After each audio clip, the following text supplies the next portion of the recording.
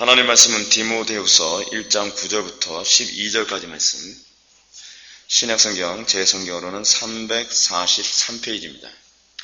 신약성경 343페이지 디모데후서 1장 9절부터 13절까지 말씀입니다. 12절까지 말씀 찾으셨으면 제가 봉독하겠습니다. 하나님이 우리를 구원하사 거룩하신 소명으로 부르심은 우리 행위대로 하심이 아니요 오직 자기 뜻과 영원 전부터 그리스도 예수 안에서 우리에게 주신 은혜대로 하심이라. 이제는 우리 구주 그리스도 예수의 나타나심으로 말미암아 나타났으니 그는 사망을 패하시고 복음으로서 생명과 썩지 아니할 것을 드러내신지라. 내가 이 복음을 위하여 선포자와 사도와 교사로 세우심을 입었노라. 이로 말미암아 내가 또 이 고난을 받되 부끄러워하지 아니하면 내가 믿는 자를 알고 또한 내가 의탁한 것을 그날까지 그가 능히 지키실 줄 확신함이라. 아멘. 이 시간은 수련의 두 번째 강의가 되겠습니다. 확신을 주시는 목적이라는 제목을 가지고 하나님 말씀 증거하도록 하겠습니다. 이쪽에 여기 불 좀 켜주시겠어요? 강대상? 확신을 주시는 목적. 우리는 지난 시간에 구원의 확신이 그리스도와 연합한 증거를 찾는 것을 통해서 우리가 확신할 수 있다는 점을 우리가 살펴봤습니다. 그리스도와의 연합에 관한 교리는 굉장히 중요한 교리입니다. 그러니까 우리가 그리스도와 연합하지 않고서는 우리는 결코 그리스도로부터 얻을 수 있는 모든 은혜를 하나도 얻을 수가 없습니다. 오늘날 우리는 예수 믿음과 그리스도와의 연합이라고 하는 교리를 전혀 이해를 하고 있지 못하고 있습니다. 우리가 예수 그리스도의 능력을 사모하면서 그리스도하고는 연합하려 하지 않습니다. 여러분, 오늘날 이 시대의 교회가 과거의 청교도 시대 때나 영적 대각성운동을 일으켰던 시대의 교회처럼 강력하지 못한 이유는 무엇이냐면 그리스도의 전체를 사모하는 것이 아니라 그리스도의 어떤 부분만을 사모하기 때문에 능력이 없습니다. 그리스도의 전체를 사모하는 가운데 그의 능력이 자동적으로 배양되어서 나오는 것이어야 돼요. 우리의 삶 전체가 그리스도와 연합되어지면 그 안에서 거룩함만 나오는 것이 아니라 그 안에서 능력도 나오고 지혜도 나오고 모든 것이 나옵니다. 그래서 우리가 가장 사모해야 될 것은 그리스도의 어떤 특성이 아니라 그리스도의 전체를 사모할 줄 알아야만 합니다. 자, 그런데 우리는 우리가 그리스도와 연합되어진 그것을 통하여 우리의 구원을 확신하고 우리의 어떤 이 확신이 중요한 교리적 근거를 갖는다고 했는데, 오늘은 우리가 그럼 어떻게 그리스도와 연합되었다는 것을 우리가 알 수 있는가라고 하는 이 부분을 살펴보기 전에 더 우선적으로 다뤄야 될 부분이 있습니다. 그것이 무엇이냐면 하나님께서 우리들에게 도대체 무엇 때문에 확신을 주시는가라는 이 문제입니다. 여러분, 우리는 이 문제에 관해서 아주 오늘 이 시간 심도 있게 다뤄봐야만 합니다. 그 이유는 너무도 많은 사람들이 구원의 확신을 얻으려는 목적 자체가 잘못됐기 때문에 그렇습니다. 확신을 얻으려는 목적이 잘못되었기 때문에 목적이 잘못되면 확신을 위한 증거를 찾는 일에도 항상 오류가 생기거나 실패에 도달할 수밖에 없습니다. 그러니까 항상 성경의 논리는 무엇이냐면 모든 논리가 다 맞아야만 합니다. 우리가 구원의 확신을 추구하는 것 자체가 잘못된 것이 아닙니다. 그러나 구원의 확신을 추구하려고 하는 목적이 정당하고 성경적이어야만 합니다. 그랬을 때라야만 구원의 확신 또한 제대로 얻을 수가 있습니다. 자, 그러면 거두절미하고 하나님께서 우리에게 구원의 확신을 주시는 궁극적 목적이 과연 어디 있겠습니까? 이 질문에 대하여 저는 여러분들에게 먼저 부정어법을 먼저 사용하고 싶습니다. 무슨 말이냐면 오늘은 수많은 사람들이 구원의 확신을 얻는 데 있어서 잘못된 동기가 무엇인가를 먼저 우리가 살펴보고 그 다음에 성경이 우리에게 구원의 확신을 주시는 궁극적 목적이 무엇인가를 우리가 오늘 시간 살펴보도록 하겠습니다.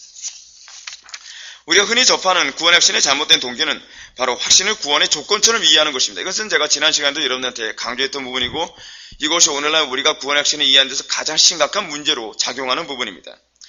확신을 구원의 조건처럼 이해하는 사람들은 확신이 흔들리는 것을 너무나 두려운 나머지 거짓된 교리를 버리고 참된 교리를 받아들이는 데 심각한 이 경계심을 품곤 합니다. 왜냐하면 내가 구원의 확신을 잃어버리면 구원을 받을 수 없다고 생각하기 때문이에요. 그런데 여러분, 구원의 확신이 없다고 해서 구원이 취소되거나 구원의 확신이 없기 때문에 구원을 못 받는 일은 없습니다. 이거는 구원 받는 것과 아무런 관계가 없습니다. 그러나 우리가 올바른 확신을 얻기 위해서는 분명히 여러분들이 염두에 둬야 될 것이 있습니다. 그것은 이제껏 내가 가지고 있었던 거짓된 확신이 완전히 제거되기 전에는 올바른 확신을 여러분들 심령에 세울 수가 없다는 사실입니다. 저는 이런 차원에서 거짓된 구원 확신을 붙잡고 있는 분들이 가지고 있는 모순을 먼저 지적하고자 합니다. 그들의 모순이 무엇입니까? 그들은 대부분 구원 확신 교리를 나름대로 가지고 있다는 사람들이 가지고 있는 교리적 특징 중 하나는 뭐냐면 믿음으로 구원받는다는 것을 그 사람들은 다 동의합니다. 또 하나 무엇이냐면 믿음으로 구원받을 뿐만 아니라 한 번 구원받은 사람이 결국 구원에서 이탈되지 않는다고 하는 소위 구원의 안전성에 대해서도 그들은 동의합니다. 자, 그런데 문제가 무엇이냐면 이들은 믿음으로 구원을 받는다고 하면서도 구원의 확신을 붙잡아야만 한다고 그들은 구원의 확신 자체를 하나의 구원의 조건처럼 생각합니다. 그렇게 함으로써 그들은 믿음을 의존하는 것이 아니라 행위에 의존되는 모순을 범합니다. 또 두 번째 모순이 무엇입니까? 그들은 한 번 구원받은 자들이 결국 구원에서 이탈되지 않는다고 하는 교리를 믿는다고 하면서도 그들은 구원의 확신을 잃어버리면 구원에서 이탈될 것처럼 구원의 안전성에 그들은 또한 혼란을 느낍니다. 이들은 이 두 개의 교리에 충돌을 느끼고 있습니다. 마치 믿음으로 구원을 얻는 것이 아니라 확신으로 구원을 얻는 것처럼 생각합니다. 여러분들이 절대로 잊지 말아야 될 것이 있는 것이 무엇이냐면 우리의 구원은 오로지 믿음으로만 구원을 받을 수 있다는 것을 믿으시기 바랍니다. 오직 믿음입니다. 솔라피데, 이 종교개혁자들이 오직 믿음이라고 얘기하는 이 교리는 우리가 절대로 잊어서는 안 되는 부분입니다. 여러분들이 제가 어저께도 말씀드렸지만 거짓된 확신을 추구하는 그 상태가 무너지기 전에는 여러분들은 헛된 소망 또한 무너지지 않습니다. 여러분들은 반드시 거짓된 이 확신이 무너져야만 합니다. 그랬을 때라면 바른 참된 소망으로 여러분들이 달려갈 수 있습니다. 이런 부분에 관한 오해를 풀어주기 위하여 토마스 브룩스는 우리가 이 잘못된 구원의 확신의 문제에 관해서 이렇게 지적을 하고 있습니다. 확신은 그리스도인의 행복에 있어서 필요 조건이지만 확신이 뭐라고요? 그리스도인이 행복의 조건으로서의 필요 조건입니다. 이것이 바로 확신의 목적입니다. 확신을 가짐으로써 우리는 행복할 수 있습니다. 성도다운 행복과 만족과 기쁨과 평안과 안정을 우리는 누릴 수가 있습니다. 그러나 확신이 없으면 우리는 이걸 누리지 못합니다. 그렇기 때문에 우리는 확신을 추구하는 것입니다. 그래서 토마스 브룩스도 그 얘기를 하는 거예요.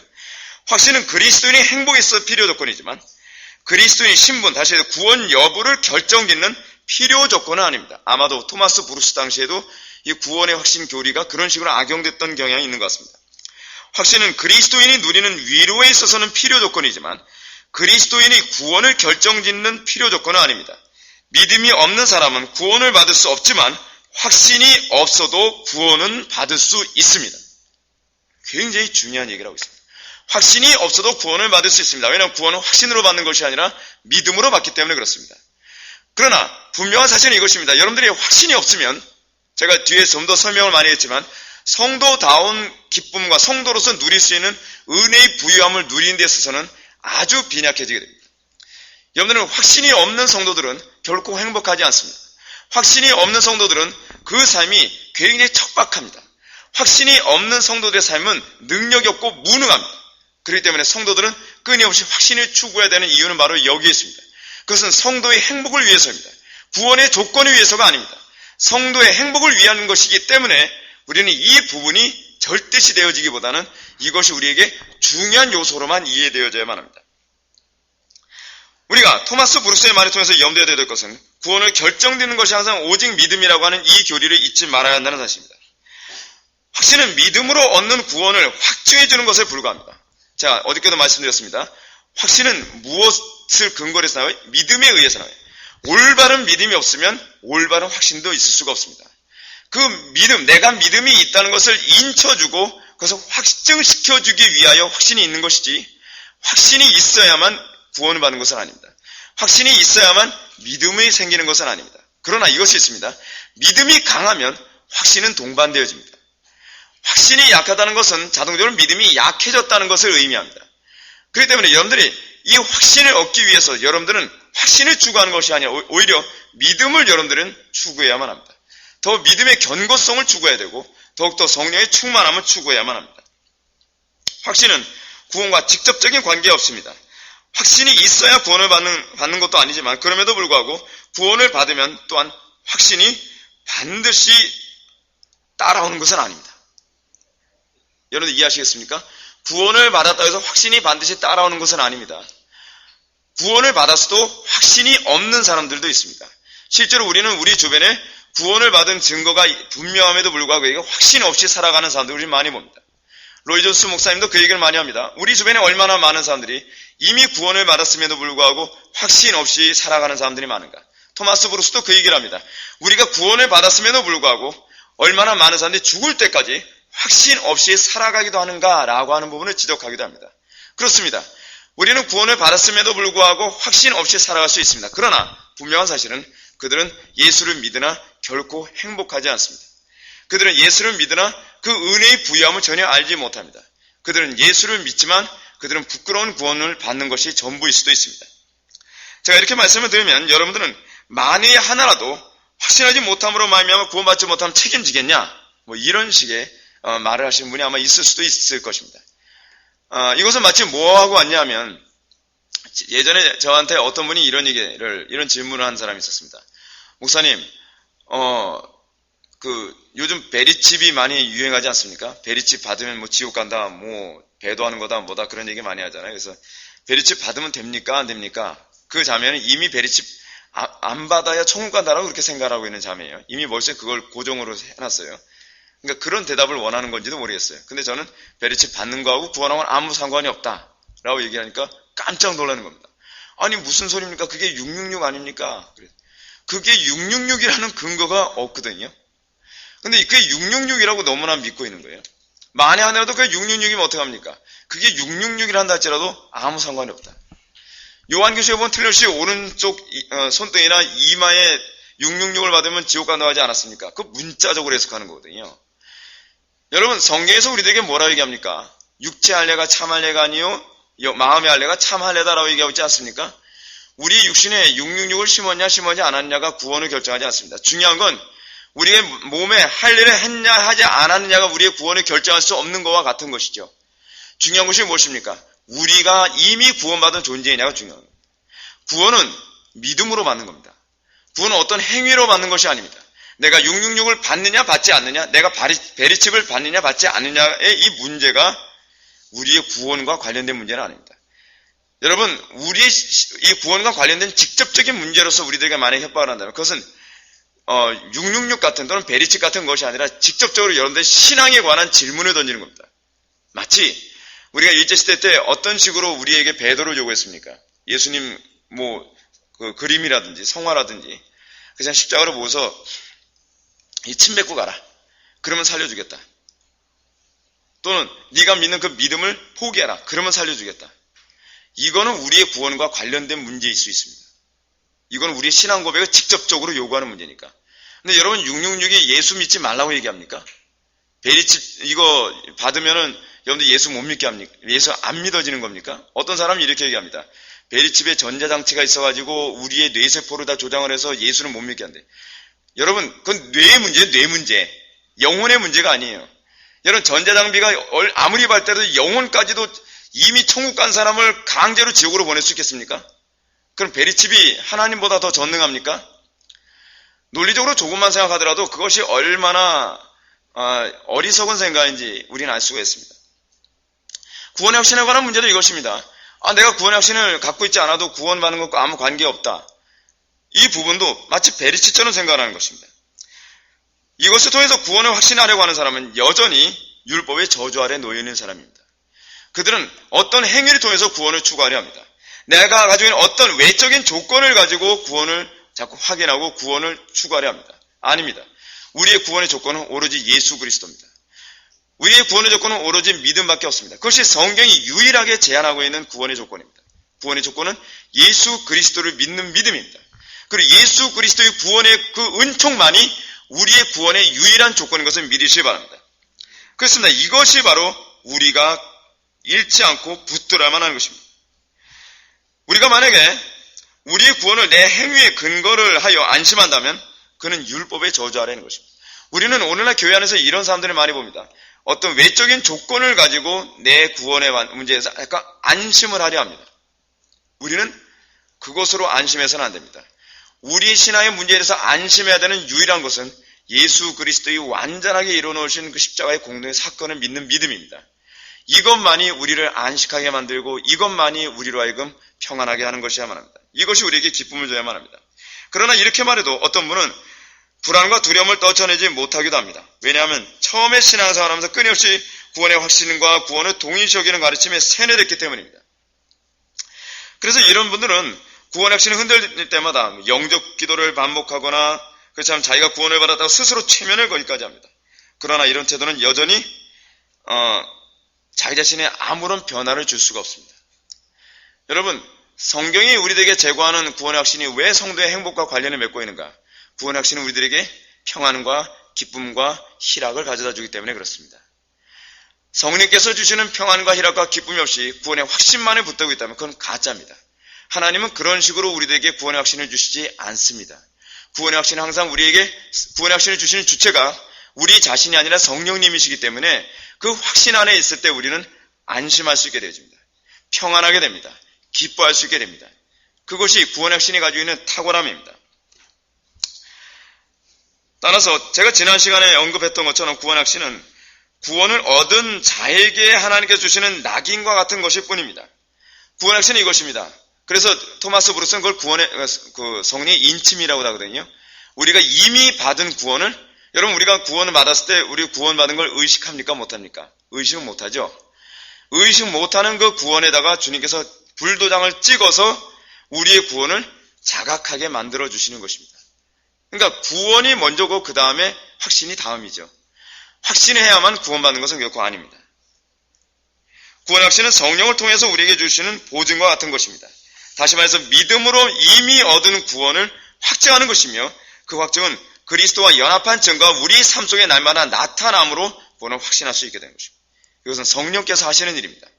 그러므로 구원의 확신의 주체는 내가 아니라 항상 여러분들이 잊지 말아야 되는 건 성령님이십니다.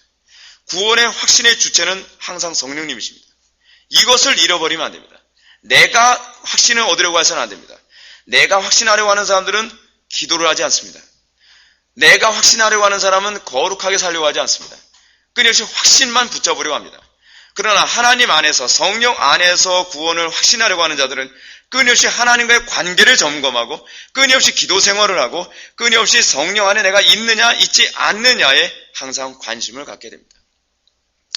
오늘날 구원의 확신 교리가 잘못되어져서 확신만 주로 강조하는 저한테도 이제 그런 문의가 많이 옵니다. 어떻게 해야만 확신합니까? 확신은 굉장히 쉽게 얻으려고 하는 경향이 많이 있어요. 여러분, 확신이 이렇게 쉽게 얻을 수 있는 교리가 아닙니다. 한두 마디로 답을 얻기를 원하는 분들이 많은데 그렇게 단순한 문제가 아닙니다. 확신은요, 정말 진지하게 숙고해야 될 문제입니다. 사도 바울이 얘기했던 것처럼 너희가 믿음 안에 있는가 너희 자신을 시험하고 너희 자신을 확증하라. 이 과정을 거쳐야만 합니다. 믿음 안에 있다는 것이 뭘 얘기한다 그랬죠? 동의어가 그리스도 안에, 그리스도와 연합. 너희가 그리스도와 연합한 것이 분명하냐? 이것을 시험하고 자신을 확증하는 겁니다. 어떻게 시험하죠? 여러분들 고난 가운데 있을 때 그리스도와 단절하고 세상과 짝하느냐? 그렇다면 고난 가운데서 끝까지 말씀을 붙들고 그리스도와 연합한 상태에 있느냐? 이것이 우리가 시험하는 중요한 주제입니다. 시금석입니다. 시금석. 여러분, 하나님께서 왜 그의 백성들에게 고난을 자꾸 주시죠? 그 고난을 주시는 이유가 무엇이냐면 그 고난을 통해서 우리가 그리스도 안에 있다는 것을 확인시켜 주시는 것입니다. 우리는 어려움만 닥칠 때마다 끊임없이 넘어지는 사람들을 많이 보게 됩니다. 그럴 때 우리는 두려워야만 합니다. 내가 그리스도 안에 있다면 내가 이렇게 넘어질 수 있는가? 믿음 안에 있는 사람들에게 나타나는 특징을 요한일서에서 사도 요한은 뭐라고 얘기합니까? 세상을 이기면 이것이니 너희의 믿음이라. 믿음의 수준이 이것입니다. 세상을 이기는 이김입니다. 여러분, 우리는요, 너무나 믿음을 관념화시키고 피상적으로 이해하는 시대에 살고 있다 보니까 믿음을 갖고서 정말 세상을 이기는 믿음 안에 있는 사람들을 우리는 어떤 식으로 이해합니까? 대단한 사람이라고 생각합니다. 대단한 사람이 아닙니다. 그게 믿음입니다. 여러분, 성경에서 보십시오. 믿음이 있는 자와 없는 자의 차이가 너무나 극명하지 않습니까? 오죽하면 히브리서 11장에서 믿음이 있는 자의 특징은 뭐라고 얘기합니까? 믿음으로 세상을 이기기도 하고, 믿음으로 칼을 이기기도 하고, 믿음으로 어떻게 해요? 순교를 당하기도 하고, 믿음으로 아이를 얻을 수 없는 사람이 아이를 얻기도 하고, 그래서 그 믿음에 관해서 이 히브리서 기자가 쭉 나열하면서 뭐라고 얘기합니까? 저들을 세상이 어떻게 할 수 없었다? 감당할 수 없었다. 이게 믿음입니다. 그래서 히브리서 11장은 뭐라 얘기해요? 믿음장이라고 하죠. 믿음장. 근데 우리는 오늘은 믿음이 인도하면서도 세상 사람들 앞에 얼마나 무기력합니까? 그걸 우리는 그래도 믿음이라고 생각합니다. 왜요? 우리는 믿음을 자꾸 어느 쪽으로, 어떤 식으로 이해를 하죠? 천국 가기 위한 티켓 정도로만 이해하고 있기 때문에 그래요. 믿음은요, 여러분들이 절대로 잊지 마세요. 믿음은 천국 가는 효력만 그런 효력을 발행하기 위해 하나의 티켓을 딱 끊어주고 끝나는 그런 아주 얄팍한 티켓이 아닙니다. 믿음은 우리의 삶의 전 영역에서 그리스도와 연합시키고 그리스도께서 세상을 이긴 그 이김에 우리를 연합시켜서 우리로 하여금 세상을 이기게 만드는 것이 믿음입니다. 그래서 히브리서 기자가 이 믿음을 가진 자들을 세상이 감당할 수 없었다고 얘기합니다. 믿음의 위력은 엄청납니다. 여러분, 믿음의 위력이 얼마나 엄청났습니까? 교회사에서 어떤 일이 일어났습니까? 마틴 루터에게 어느 날 믿음이 들어왔습니다. 어떻게 믿음이 들어왔죠? 오직 의인은 믿음으로만 살리라라고 하는 이 말씀을 통하여 그 안에 믿음이 들어왔습니다. 믿음이 들어왔는데 마틴 루터 한 사람에 의해서요. 여러분 이게 상상이 안 갈 겁니다. 불아파 전 지역은요. 그 당시에 다 가톨릭 국가였거든요. 교황을 대적하거나 그렇지 않으면 가톨릭 교리에 대해서 반대 의견을 내세우면요. 죽는 거예요. 얼마나 무서운 그 집단인지 모릅니다. 근데 마틴 루터 한 사람에게 믿음이 들어왔고 마틴 루터는 거대한 로마 가톨릭이라고 하는 이 거의 제국과 같은 종교 집단을 그 사람은 이겨냈습니다. 이게 믿음입니다. 그래서 어느 시대든지 믿음이 들어간 세대는요. 세상이 바뀌기 시작합니다. 제가 왜 자꾸 교인 숫자보다는 바른 믿음을 가는 것에 항상 초점을 맞춘지 아십니까? 한 사람에게 믿음이 들어가면 가정이 바뀝니다. 어느 정도로 가정이 바뀌어요? 한국교회 초창기 당시에 어느 주부에게 믿음이 들어왔습니다. 핍박을 받아도 타협을 할 줄 몰라요. 그렇게 혹독하게 고통을 받아도 타협을 할 줄 몰라요. 그러는 가운데 가정이 다 복음화되어지고 그러는 가운데 사회가 복음화되어지고 그러면서 오늘날의 기독교가 될 수 있었던 거예요. 일본이 우리나라보다 기독교가 먼저 들어왔거든요. 그럼에도 불구하고 일본의 기독교 역사는 우리나라보다 굉장히 깁니다. 근데 지금 일본의 기독교인의 숫자는 몇 프로밖에 안 되죠? 0.3%인가? 하여간 1%가 안 돼요. 근데 우리나라 안에서 부흥이 일어나고 믿음의 세대가 일어나자 우리나라에게는 엄청난 일이 일어났습니다. 이 세대, 여러분 생각해 보십시오. 우리나라는 원래 유교 국가였습니다. 근데 믿음을 가지고 있는 사람들이 들어서면서 순교를 당해도 믿음을 지키고 고문을 당해도 믿음을 지키고 쫓겨나도 믿음을 지키고 모든 걸 다 잃어도 유리방황하다도 믿음을 지킨다는 거예요. 그 세대가 대한민국 전체를 다 뒤바꿔버리고 말았습니다. 그럼 오늘날 왜 이토록 많은 기독교인들은 무기력합니까? 제가 보는 견지에서는 그들에게 믿음이 없거나 믿음이 있어도 그들은 믿음과 아울러서 주어지는 이 확신의 교리에 대한 무지함이 그들에게 세상을 이기는데 너무나 무기력한 존재로 만들어버리고 말았습니다. 그래서 저는 믿음을 얘기하면서 항상 확신의 교리를 같이 강조하는 것은 굉장히 유익하다고 생각합니다. 왜냐하면 이미 구원을 받아 믿음을 소유한 사람이 정말 능력 있고 탁월한 삶을 살아가는 데서 이 확신 교리는 반드시 가르쳐져야만 하는 부분이기 때문에 그렇습니다. 그리고 내가 믿음이 있노라 하면서도 거짓된 확신에 빠져있는 사람들의 그 거짓된 확신을 들춰내기 위해서도 이 확신의 교리는 반드시 가르쳐져야만 하는 부분입니다. 그래서 저는 이 부분을 기쁘게 여러분들에게 설교하고자 하는 것입니다. 자, 구원의 확신에 대한 아주 중요한 부분을 우리 한번 살펴봅시다. 우리는 구원을 받은 실제적인 증거에 관해서 우리는 생각합니다. 그런데 이 구원의 확신에 대한 이 두 번째 이해는 앞으로 받을 구원에 대한 장래적 확신이 있습니다. 이 부분을 얘기해야 되겠네요. 먼저 우리가 구원의 확신을 이해하기 위해서 독특한 접근해야만 합니다. 그 첫 번째는 뭐냐면 이미 받은 구원에 대한 현재적 확신입니다. 이것이 오늘날 우리가 흔히 생각하는 구원의 확신이죠. 내가 이미 구원을 받았는데 이미 구원 받은 것을 확신케 되어지는 것. 그것을 제가 아까 말씀드렸던 것처럼 고린도 후서 13장 5절의 말씀처럼 확증하라는 거죠. 확증하라. 너희가 믿음 안에 있는가 너희 자신을 시험하고 너희 자신을 확증하라. 그렇지 않으면 이것을 여러분들이 확증할 수 없다면 여러분들은 버리운 자니라. 이것이 우리가 지난 시간에 살펴봤던 부분입니다. 두 번째가 있습니다. 우리가 이 구원의 확신에 대한 두 번째 이해는 앞으로 받을 구원에 대한 장래적 확신입니다. 앞으로 받을 구원. 근데 제가 앞으로 받을 구원이라고 하는 것은 뭘 얘기하느냐가 중요합니다. 여러분들 이미 구원받은 것을 성령님께서 인치시는 것으로 드러나지만 또 하나는 뭐냐면 여러분들이 앞으로 들어와야 될 영원한 하나님 나라를 이미 여기서 맛봄으로써 내가 하나님 나라에 들어갈 수 있다는 것을 확신하게 합니다. 천국 또는 하나님 나라는 피상적인 것이 아닙니다. 여러분 기독교 신화에서 제일 경계해야 될 게 있어요. 뭐냐면 신앙을 자꾸 피상화시켜버린 거예요. 기독교 신앙은요, 피상적이지 않습니다. 잘 보세요.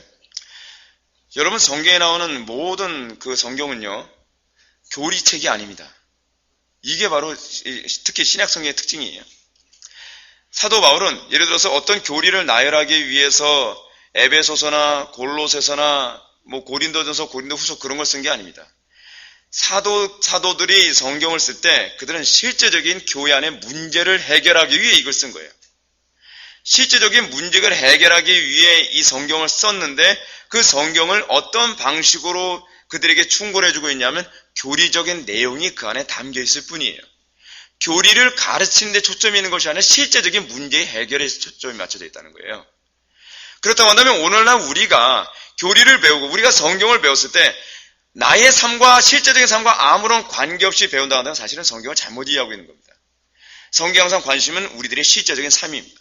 사도 바울의 관심은 어떤 교리를 그들에게 가르쳐서 교리적인 사람들로 만드는 데 있는 것이 아니라 그들의 실제적인 삶을 하나님의 말씀을 통해 교리라고 하는 어떤 방법으로 어떻게 그들을 도울 것인가에 대한 고민을 가지고 로마서, 고린도전서, 고린도후서, 골로새서, 에베소서, 빌립보서 이런 성경을 써내는 거예요. 그러면 우리는 오늘날 이 교리를 통해서 우리의 삶 속에 실제적인 필요성을 느끼고 그리고 피상적인 신앙이 아니라 실제적인 신앙에 도움을 얻는 이것이 여러분들 신앙생활을 바르게 하고 있는 것입니다. 이런 차원에서 하나님의 나라를 이해하는 것도 그렇습니다. 하나님의 나라로는 자꾸 어떻게 합니까? 죽어서 가는 내세적인 곳으로 자꾸 생각합니다. 그러나 하나님의 나라는 그런 곳이 아닙니다. 하나님의 나라는 이미 시작됐습니다. 우리는 이미 그리스도와 연합을 했습니다. 우리는 죽어서 그리스도와 연합을 하는 것이 아니라 이미 우리는 믿음으로 이 땅에서 그리스도와의 연합이 시작됐습니다. 우리는 그리스도 안에서 누리는 완전한 구원을 영원한 천국에서 완성되는 것뿐입니다. 빌립보서 1장 6절은 이것을 아주 잘 얘기해 줍니다. 너희 안에서 착한 일을 시작하신 이가, 이건 현재입니다. 너희 안에서 착한 일을 이미 시작하셨어요. 이미 시작하신 이가 그리스도 예수의 날까지 이루실 줄을 우리가 확신하노라. 그리스도 예수의 날이 언제죠? 주님의 재림의 날이죠. 또는 우리가 그 나라에 들어가는 것이죠. 지금 빌립보서의 사도 바울은 뭐라 얘기합니까? 이미 시작되는 구원이 너희들이 그때 완성되기 원하노라. 이미 하나님께서 너희들에게 착한 일, 어떤 착한 일이죠? 여러분들을 구원하시고 여러분들을 거룩하게 하시고 여러분들을 하나님의 영광을 드러내도록 역사하시는 그 은혜의 시작이에요. 그 착한 일은 이미 여러분들이 시작됐습니까? 여러분들이 그것이 이미 시작됐습니까? 그렇다면 여러분들은 사도 바울처럼 그리스도 예수의 날까지 그분께서 성실하게 앞으로도 계속 이루실 것을 믿어야만 합니다. 그래서 제가 여러분한테 지난 시간에도 말씀드린 게 그거잖아요. 처음에는 예수 잘 믿는 것 같은데 점점 신앙생활 오래 하면서 하나님께서 나를 통해 나에게서 그 착한 일을 시작하신 일이 지속되고 있는 것이 안 보여요. 점점 어떻게 되는 거예요? 점점 그 착하신 일이 별로 안 보이고 못된 일만 자꾸 해요. 내 삶 속에서. 이건 문제가 많은 거예요. 우리가 구원의 확신을 갖는 중요한 근거는 그리스도께서 나에게서 착한 일을 시작하고 계신가를 확인하는 거예요. 내가 변화된 삶을 살고 있는가를 생각하는 거예요. 내가 더욱더 그리스도의 거룩함에 참여하고 있는가를 우리가 고민하는 거예요. 얼마나 엄청난 일을 했냐가 중요한 게 아니에요. 여러분, 우린 자꾸 어떻게 생각합니까? 내가 어떤 주의 이름으로 귀신도 쫓고 능력도 하고 병도 고쳤으니까 난 당연히 구원받겠지. 아무 상관이 없어요, 그건요. 마태복음 7장에서 뭐라 얘기합니까? 주의 이름으로 귀신도 쫓고 주의 이름으로 병도 고치고 주의 이름으로 능력도 하지만 불법을 행하는 자들아 나에게서 떠나 내가 너희를 알지 못하네. 불법을 행한다는 얘기가 무슨 얘기입니까? 그들에게 그리스도께서 착한 일을 행한 아무 근거가 없다는 거예요. 그들은 변화된 삶이 없습니다. 그들은 거룩한 삶이 없습니다. 그들에게선 그리스도를 닮은 어떤 모습도 찾을 수가 없습니다. 그들은 여전히 자연인입니다. 그들은 여전히 태어날 때부터 그 타락한 본성을 여전히 가지고 있습니다. 하나님을 전혀 알지 못합니다. 착한 일이 시작되지 않은 사람이 아무리 확신을 한다 할지라도 그는 그 일의 완성을 볼 수가 없습니다. 이미 시작된 그것을 보셔야만 합니다. 그렇습니다. 우리의 구원의 장래적 확신은 이미 시작된 구원의 현재성에 근거합니다. 그래서 고든 디피 교수는 이렇게 얘기합니다. 성령에 의해 능력을 부여받고 우리는 지금 이 세대 안에서 미래의 삶, 곧 하나님 자신을 드러내는 삶을 살아간다라고 했습니다. 성도는 독특한 존재입니다. 우리는 현재를 살아가면서 미래의 삶을 살아가는 존재입니다. 이게 무슨 말인지 아시겠습니까? 우리는 이 세상에 살고 있습니다. 이 악하고 음란한 세상에 살고 있습니다. 근데 우리는 천국에 이미 들어간 삶을 살고 있습니다. 여러분들은 천국에 들어가면 어떻게 살 것 같습니까? 많은 사람들이 상상을 하죠. 천국에 가면 날개 달려서 막 날아갈 것 같습니까? 천국에 가면 여러분 어떻게 살 것 같습니까? 천국에 가면 거의 뭐 에덴 동산이 있고 자꾸 이 천국을 이 물리적으로 자꾸 그리다 보니까 뭐 환타 흐르는 뭐 강을 떠올리고 과자집 같은 걸 떠올리고 뭐 동화 같은 집을 자꾸 떠올리지 않습니까? 그런 곳? 그게 아니에요. 여러분 아무리 그런 곳이라 한다 할지라도요. 여러분들이 악하다면 천국이 아니라 지옥입니다. 서로 과자집 많이 찾아야겠다면 맨날 싸울 게 아니에요. 그렇잖아요. 천국이 천국 되면 일단 우리가 그리스도의 거룩함에 참여해야 돼요. 얼마나 엄청난 일을 했냐는 건 별로 중요한 문제가 아니에요. 여러분 교회 안에서 요즘 자꾸 하는 일이 무엇입니까? 한 명이라도 천국 보냈다고요? 천국은 내가 보냅니까? 그리고 여러분 아무나 천국 갑니까? 어떤 분이 이런 얘기를 합니다. 너무나 시집을 왔는데 시어머니가 너무 못된 거예요. 근데 그 시어머니가 예수님을 잘 믿는 분이에요. 잘 믿는다는 말 가로 열고 물음표 가로 닫고. 시어머니가 얼마나 며느리를 못 살게 하는지 몰라요. 조금만 잘못하면 머리끄댕이 잡고 막 따귀를 때리고 막. 그래서 주일만 되면 예배당 가재요. 너도 그래야 예배당 가야 천국 가. 그러니까 이 며느리 하는 말이 저는요 우리 시어머니 가는 곳은 어디든지 안 가고 싶어요. 우리 시어머니가 천국 가면 전 지옥을 가고 싶어요. 여러분들은 어떻게 생각합니까? 아유 목사님 그렇지만요 믿음이 있는 사람은 이 땅에서 딱 죽어서 천국 가면 그때는 착하게 살 수 있지 않을까요? 그럴 거라 생각합니까?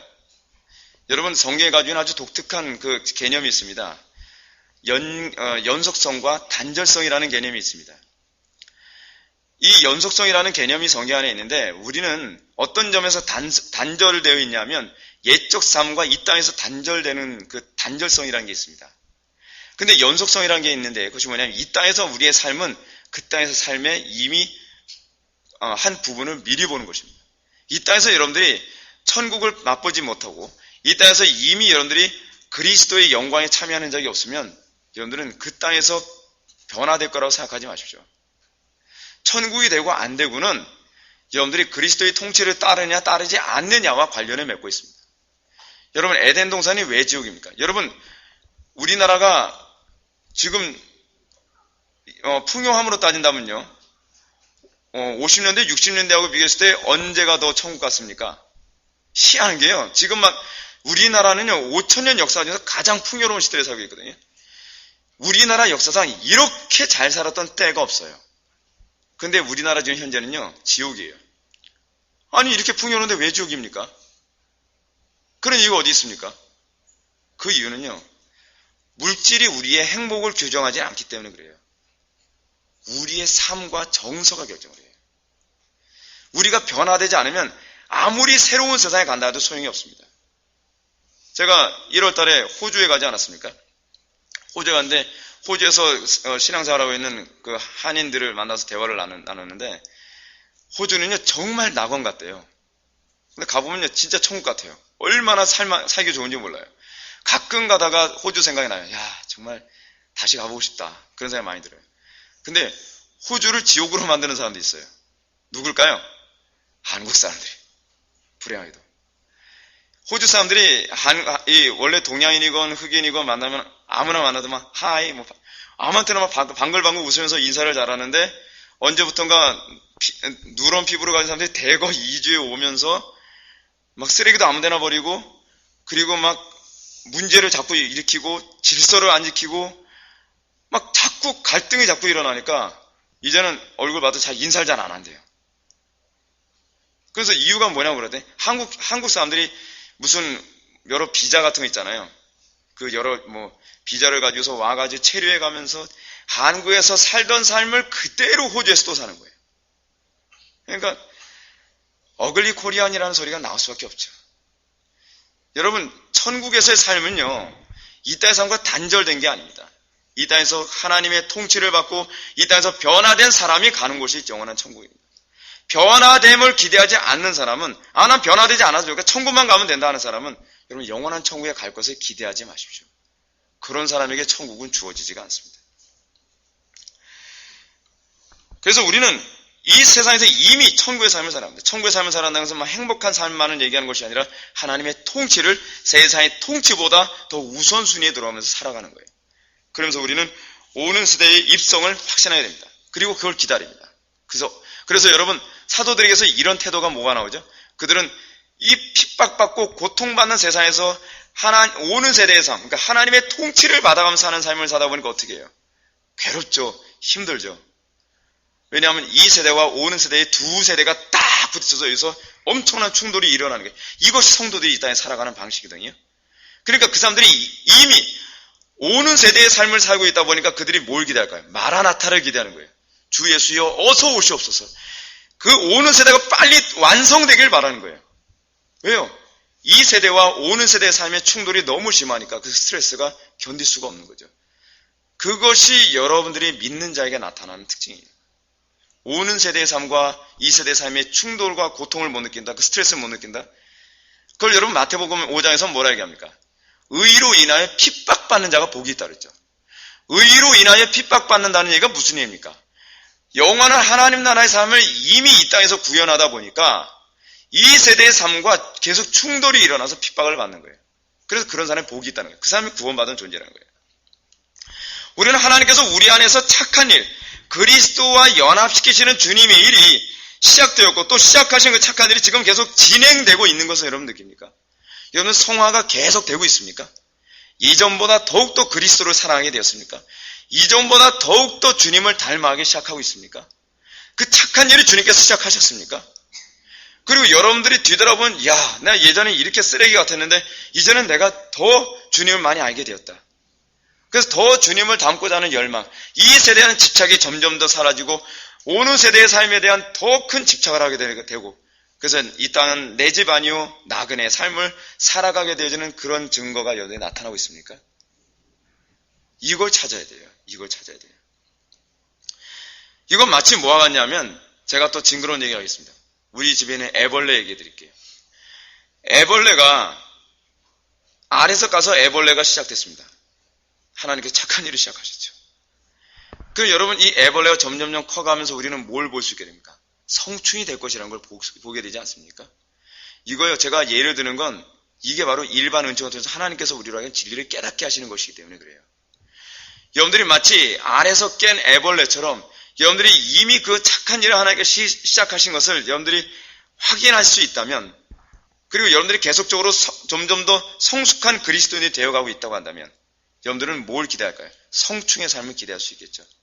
영원한 천국의 삶을 기대할 수 있겠죠. 근데 우리는 우리 주변에 구원의 확신이 인도를 하면서도 안 믿는 사람들이나 믿는 사람들 모두 다 손가락질하는 사람들을 얼마나 많이 보는지 몰라요. 정말 많이 봐요. 그런 사람들. 근데 자기만 확신이 있어요. 아무도 그 사람하고 친해지고 싶지가 않은 거예요. 상식적이지도 않고 여러분 요즘 기독교는 어떻습니까? 상식이 안 통하는 사람들이 얼마나 많아요. 안 믿는 사람들이 그 사람들을 보면서 나도 예수 믿으면 당신같이 되냐 뭐 이런 얘기가 나와야 되는데 나도 예수 믿으면 당신같이 될까봐 안 믿겠다는 여러분 그 얘기 나오면 곤란하죠. 우리처럼 될까봐 예수 안 믿겠다는 곤란하지 않습니까? 한국 초대교회 때 복음이 어떻게 확산된지 아세요? 인간 말종이라고 했던 사람이 예수 믿고 나니까 완전히 이전 것은 지나갔으니 뭐라 새 것이 되었다. 착한 일을 하나님께 그렇게 시작하신 거예요. 점점 성화되는 거예요. 어떻게 사람이 저렇게 달라질 수 있냐는 거예요. 그러면서 뭐예요? 소위 성충을 보고 있는 것처럼 이 땅에서 거룩한 삶, 내가 이렇게 성화되어진다면 영원한 천국에서는 얼마나 내가 주님과 닮을까? 그래서 나 빨리 천국 가고 싶다. 나 빨리 주님과 만나고 싶다. 내가 주님과 더 온전한 연합을 이루고 싶다. 그래서 이 땅에 대한 소망이 점점 없어져야죠. 예수를 믿으면서 점점 이 땅에 대한 애착심이 심해지고 한 푼이라도 덜 손해보려고 이웃하고 치고받고 싸우고 욕심부리고, 그것 이미 여러분 착한 일을 하나님께 시작하시다면 뭐로 여러분 도대체 우리가 고집을 피우면서 얘기할 수 있겠습니까? 점점 더 우리가 하나님의 그 영광스러운 삶에, 그래서 우리의 신앙 선배들이 고백했던 건 뭐예요? 주 예수보다도 귀한 것은 없네. 감동이 옵니까? 요즘 애들 왜 중고등학생들이나 청년들이 왜 찬송가를 안 부르죠? 자기 신앙하고 아무 상관이 없으니까요. 주 예수보다도 귀한 것은 없네. 그러면 다 눈 감고 자요. 묵상하는 척하면서. 이런 따분한 찬송. 근데 우리가 정말 주 예수보다도 귀한 것은 없네를 딱 경험하고 나면 이 찬양이야말로 눈물을 안 흘릴 수 없는 찬양이 되는 것이고, 그래, 바로 그거다. 이 세상 부귀와 바꿀 수 없네. 이 세상 명예와 바꿀 수 없네. 이 세상 행복과 바꿀 수 없지. 그렇지. 하나님께서 이미 내 속에서 그 일을 이루셨기 때문에 동의가 되고, 이것이 그냥 단순히 가사가 아니라 내 신앙 고백인 거예요. 그래서 우리의 신앙의 선배들이 그런 가사를 작사 작곡하고, 그리고 다음 세대들도 그 가사에 또다시 동화되어지고, 그래, 이것이 바로 나의 고백이야. 그래, 이렇게 살아야지. 그래, 이것이 바로 신앙이야 라고 고백하면서 순교의 길까지도 걸어가는 거예요. 신기한 것이 뭐냐면요, 이 찬송, 요건 여담인데, 여러분 박효진 장로님이라고 있죠? 박효진 장로님이라고 하신 분이 교도소에서 교도관을 지내지 않았습니까? 근데 거기서 사형수들을 주로 많이 다루는데, 자기가 다뤘던 어떤 사형수가 하나 있답니다. 그 사람은 도무지 예수를 믿을 사람이 아니었는데 사형받기 얼마 전에 예수를 믿게 된 거예요. 이 사람은 찬송을 부를 기회조차도 없었던 사람입니다. 근데 이 사람이 예를 들어서 뭐 죄수 번호를 딱 부르서 누구 나와 그러면요, 그 죄수들은요, 아, 오늘이 그날이구나. 그걸 직감적으로 안 돼요. 너무 두려워서 한 발자국 턱턱턱 걸어가는 사람이 없대요.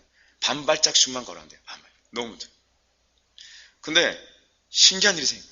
누구 나와 딱 그러니까 그 사람이 덜컥 문 열면서 나오자마자 인내하신 구세주여, 이 찬양을 부르면서 나오더래요.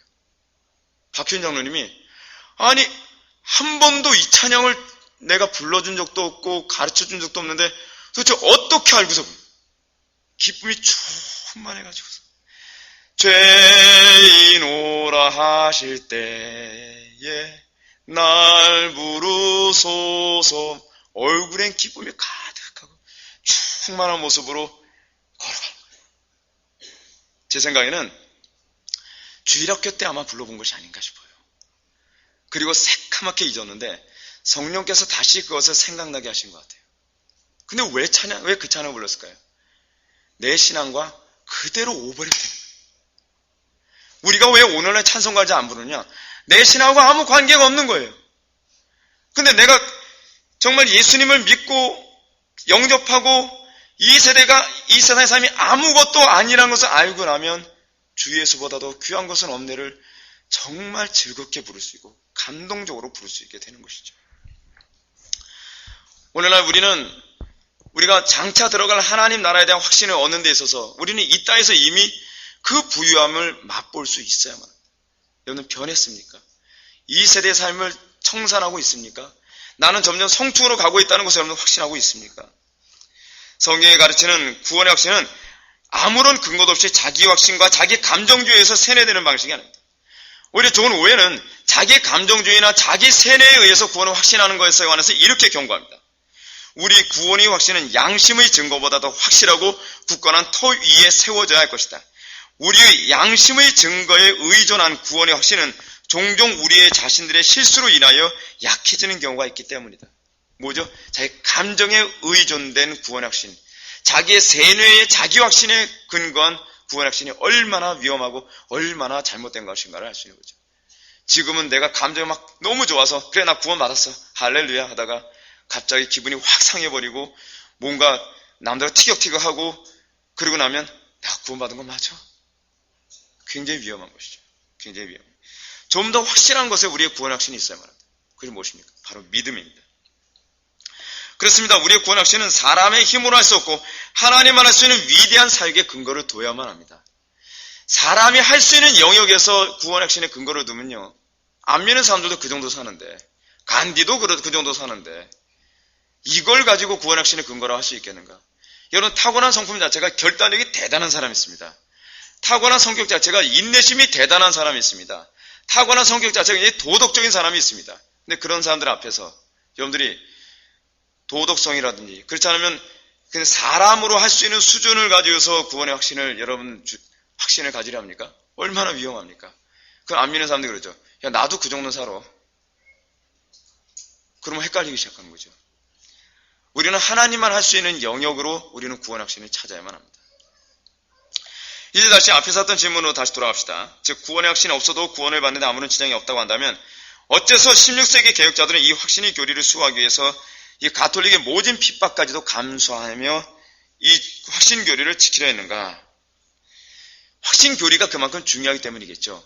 확신 교리가 중요하니까 순교를 당해가면서도 이 확신 교리를 지켜냈던 것입니다. 본문 9절의 말씀을 다시 한번 읽어보실까요? 9절 말씀 다 같이 읽겠습니다. 시작. 하나님이 우리를 구원하사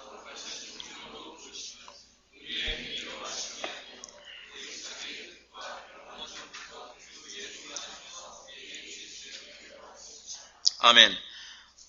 구원의 확신을 갖는 데서 중요한 또 하나의 요소가 있습니다. 그것은 소명입니다. 소명. 본절에서 사도 바울은 구원과 소명을 관련지어 지금 얘기하고 있습니다.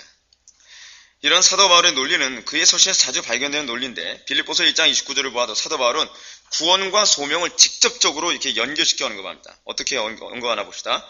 그리스도를 위하여 너에게 은혜를 주신 것은 다만 그를 믿을 뿐 아니라 또한 그를 위하여 고난도 받게 하려 하심이라. 사도 바울이 항상 은혜라고 언급했을 때 은혜는 항상 뭘 의미하냐 하면 믿음으로 얻은 구원은 항상 사도 바울은 은혜라는 단어로 표현을 해요. 그러니까 은혜라 하게 되면 우리가 은혜 받았네 은혜 그게 아니에요. 기분 좋았다는 게 은혜가 아니에요. 성경에서 항상 은혜라는 표현은 믿음으로 얻은 구원을 표현할 때 사용하는 표현이에요. 이게요. 근데 우리는 은혜를 아무 때나 사용하죠. 그래서 제 친구 중에 하나는 은혜로 합시다를 제일 싫어하는 친구가 하나 있어요. 대충 합시다를 꼭 은혜로 합시다. 은혜가 얼마나 중요한 건데 그 은혜라는 용어를 아무 데나 사용합니까? 은혜는 믿음으로 얻은 구원과 관련된 표현입니다. 다시 말해 사도 바울은 우리가 흔히 생각하는 것처럼 구원 이퀄 천국의 등식으로 사용을 잘 안 합니다. 사도 바울은 구원과 항상 무엇을 주로 연결시켜서 얘기하냐면 소명과 연결시켜서 얘기해요. 구원받으면 여러분들이 구원받았다는 그 확신을 무엇으로 얻냐면 여러분들이 이제는 하나님의 영광을 위하여 사는 이 소명에 충실한 삶을 살게 되었는가예요. 여러분들이 우리에게 있어서 구원받은 자에게 가장 궁극적 소명이 뭐냐면 그건 하나님의 영광. 굉장히 포괄적인 개념이에요. 이 소명을 좀 더 세분화시켜야 되면 어떤 사람은 내가 선교사로서의 삶을 사는 것이고 내가 목사로서의 삶을 사는 것이고 그렇지만 내가 직장에서의 그 직장을 변화시키는 역할이고 또 내가 정치가 돼서 정치계를 통해서 하나님의 영광을 나타내는 것이고 이런 식으로 세분화시킬 수 있지만 이거를 한마디로 크게 얘기한다면 여러분들은 예수 믿고 거듭나자마자 나는 하나님의 이름 드러내라고 구원받은 존재구나 라고 요건 정말 직감하셔야 돼요. 이 감각이 없으면 이건 가짜예요. 하나님의 영광에 모독되더라도 난 손해 못 보겠다. 이걸 신자로 얘기하면 곤란하죠. 하나님의 영광이 짓밟히는데 여러분 그런 경우 많이 있잖아요. 제가 옛날에 있던 교회에서도 교회가 막 목사님하고 성도들하고 막 풍비박산 났어요. 막 서로 치고받고 싸우는 거예요. 그래서 제가 어떤 권사님 보고 그랬어요. 아니 서로 치고받고 싸우고 막 똥바가지에다 막 똥 퍼가지고서 막 퍼서 막 그냥 그러고 계란 집어던지고 그럼 안 믿는 사람들이 뭐라 그랬습니까? 하나님 영광은 뭐가 되겠습니까? 하나님의 이름이 뭐가 되겠어요? 제가 그러니까 그래도 교회는 지켜내야 된다는 거예요.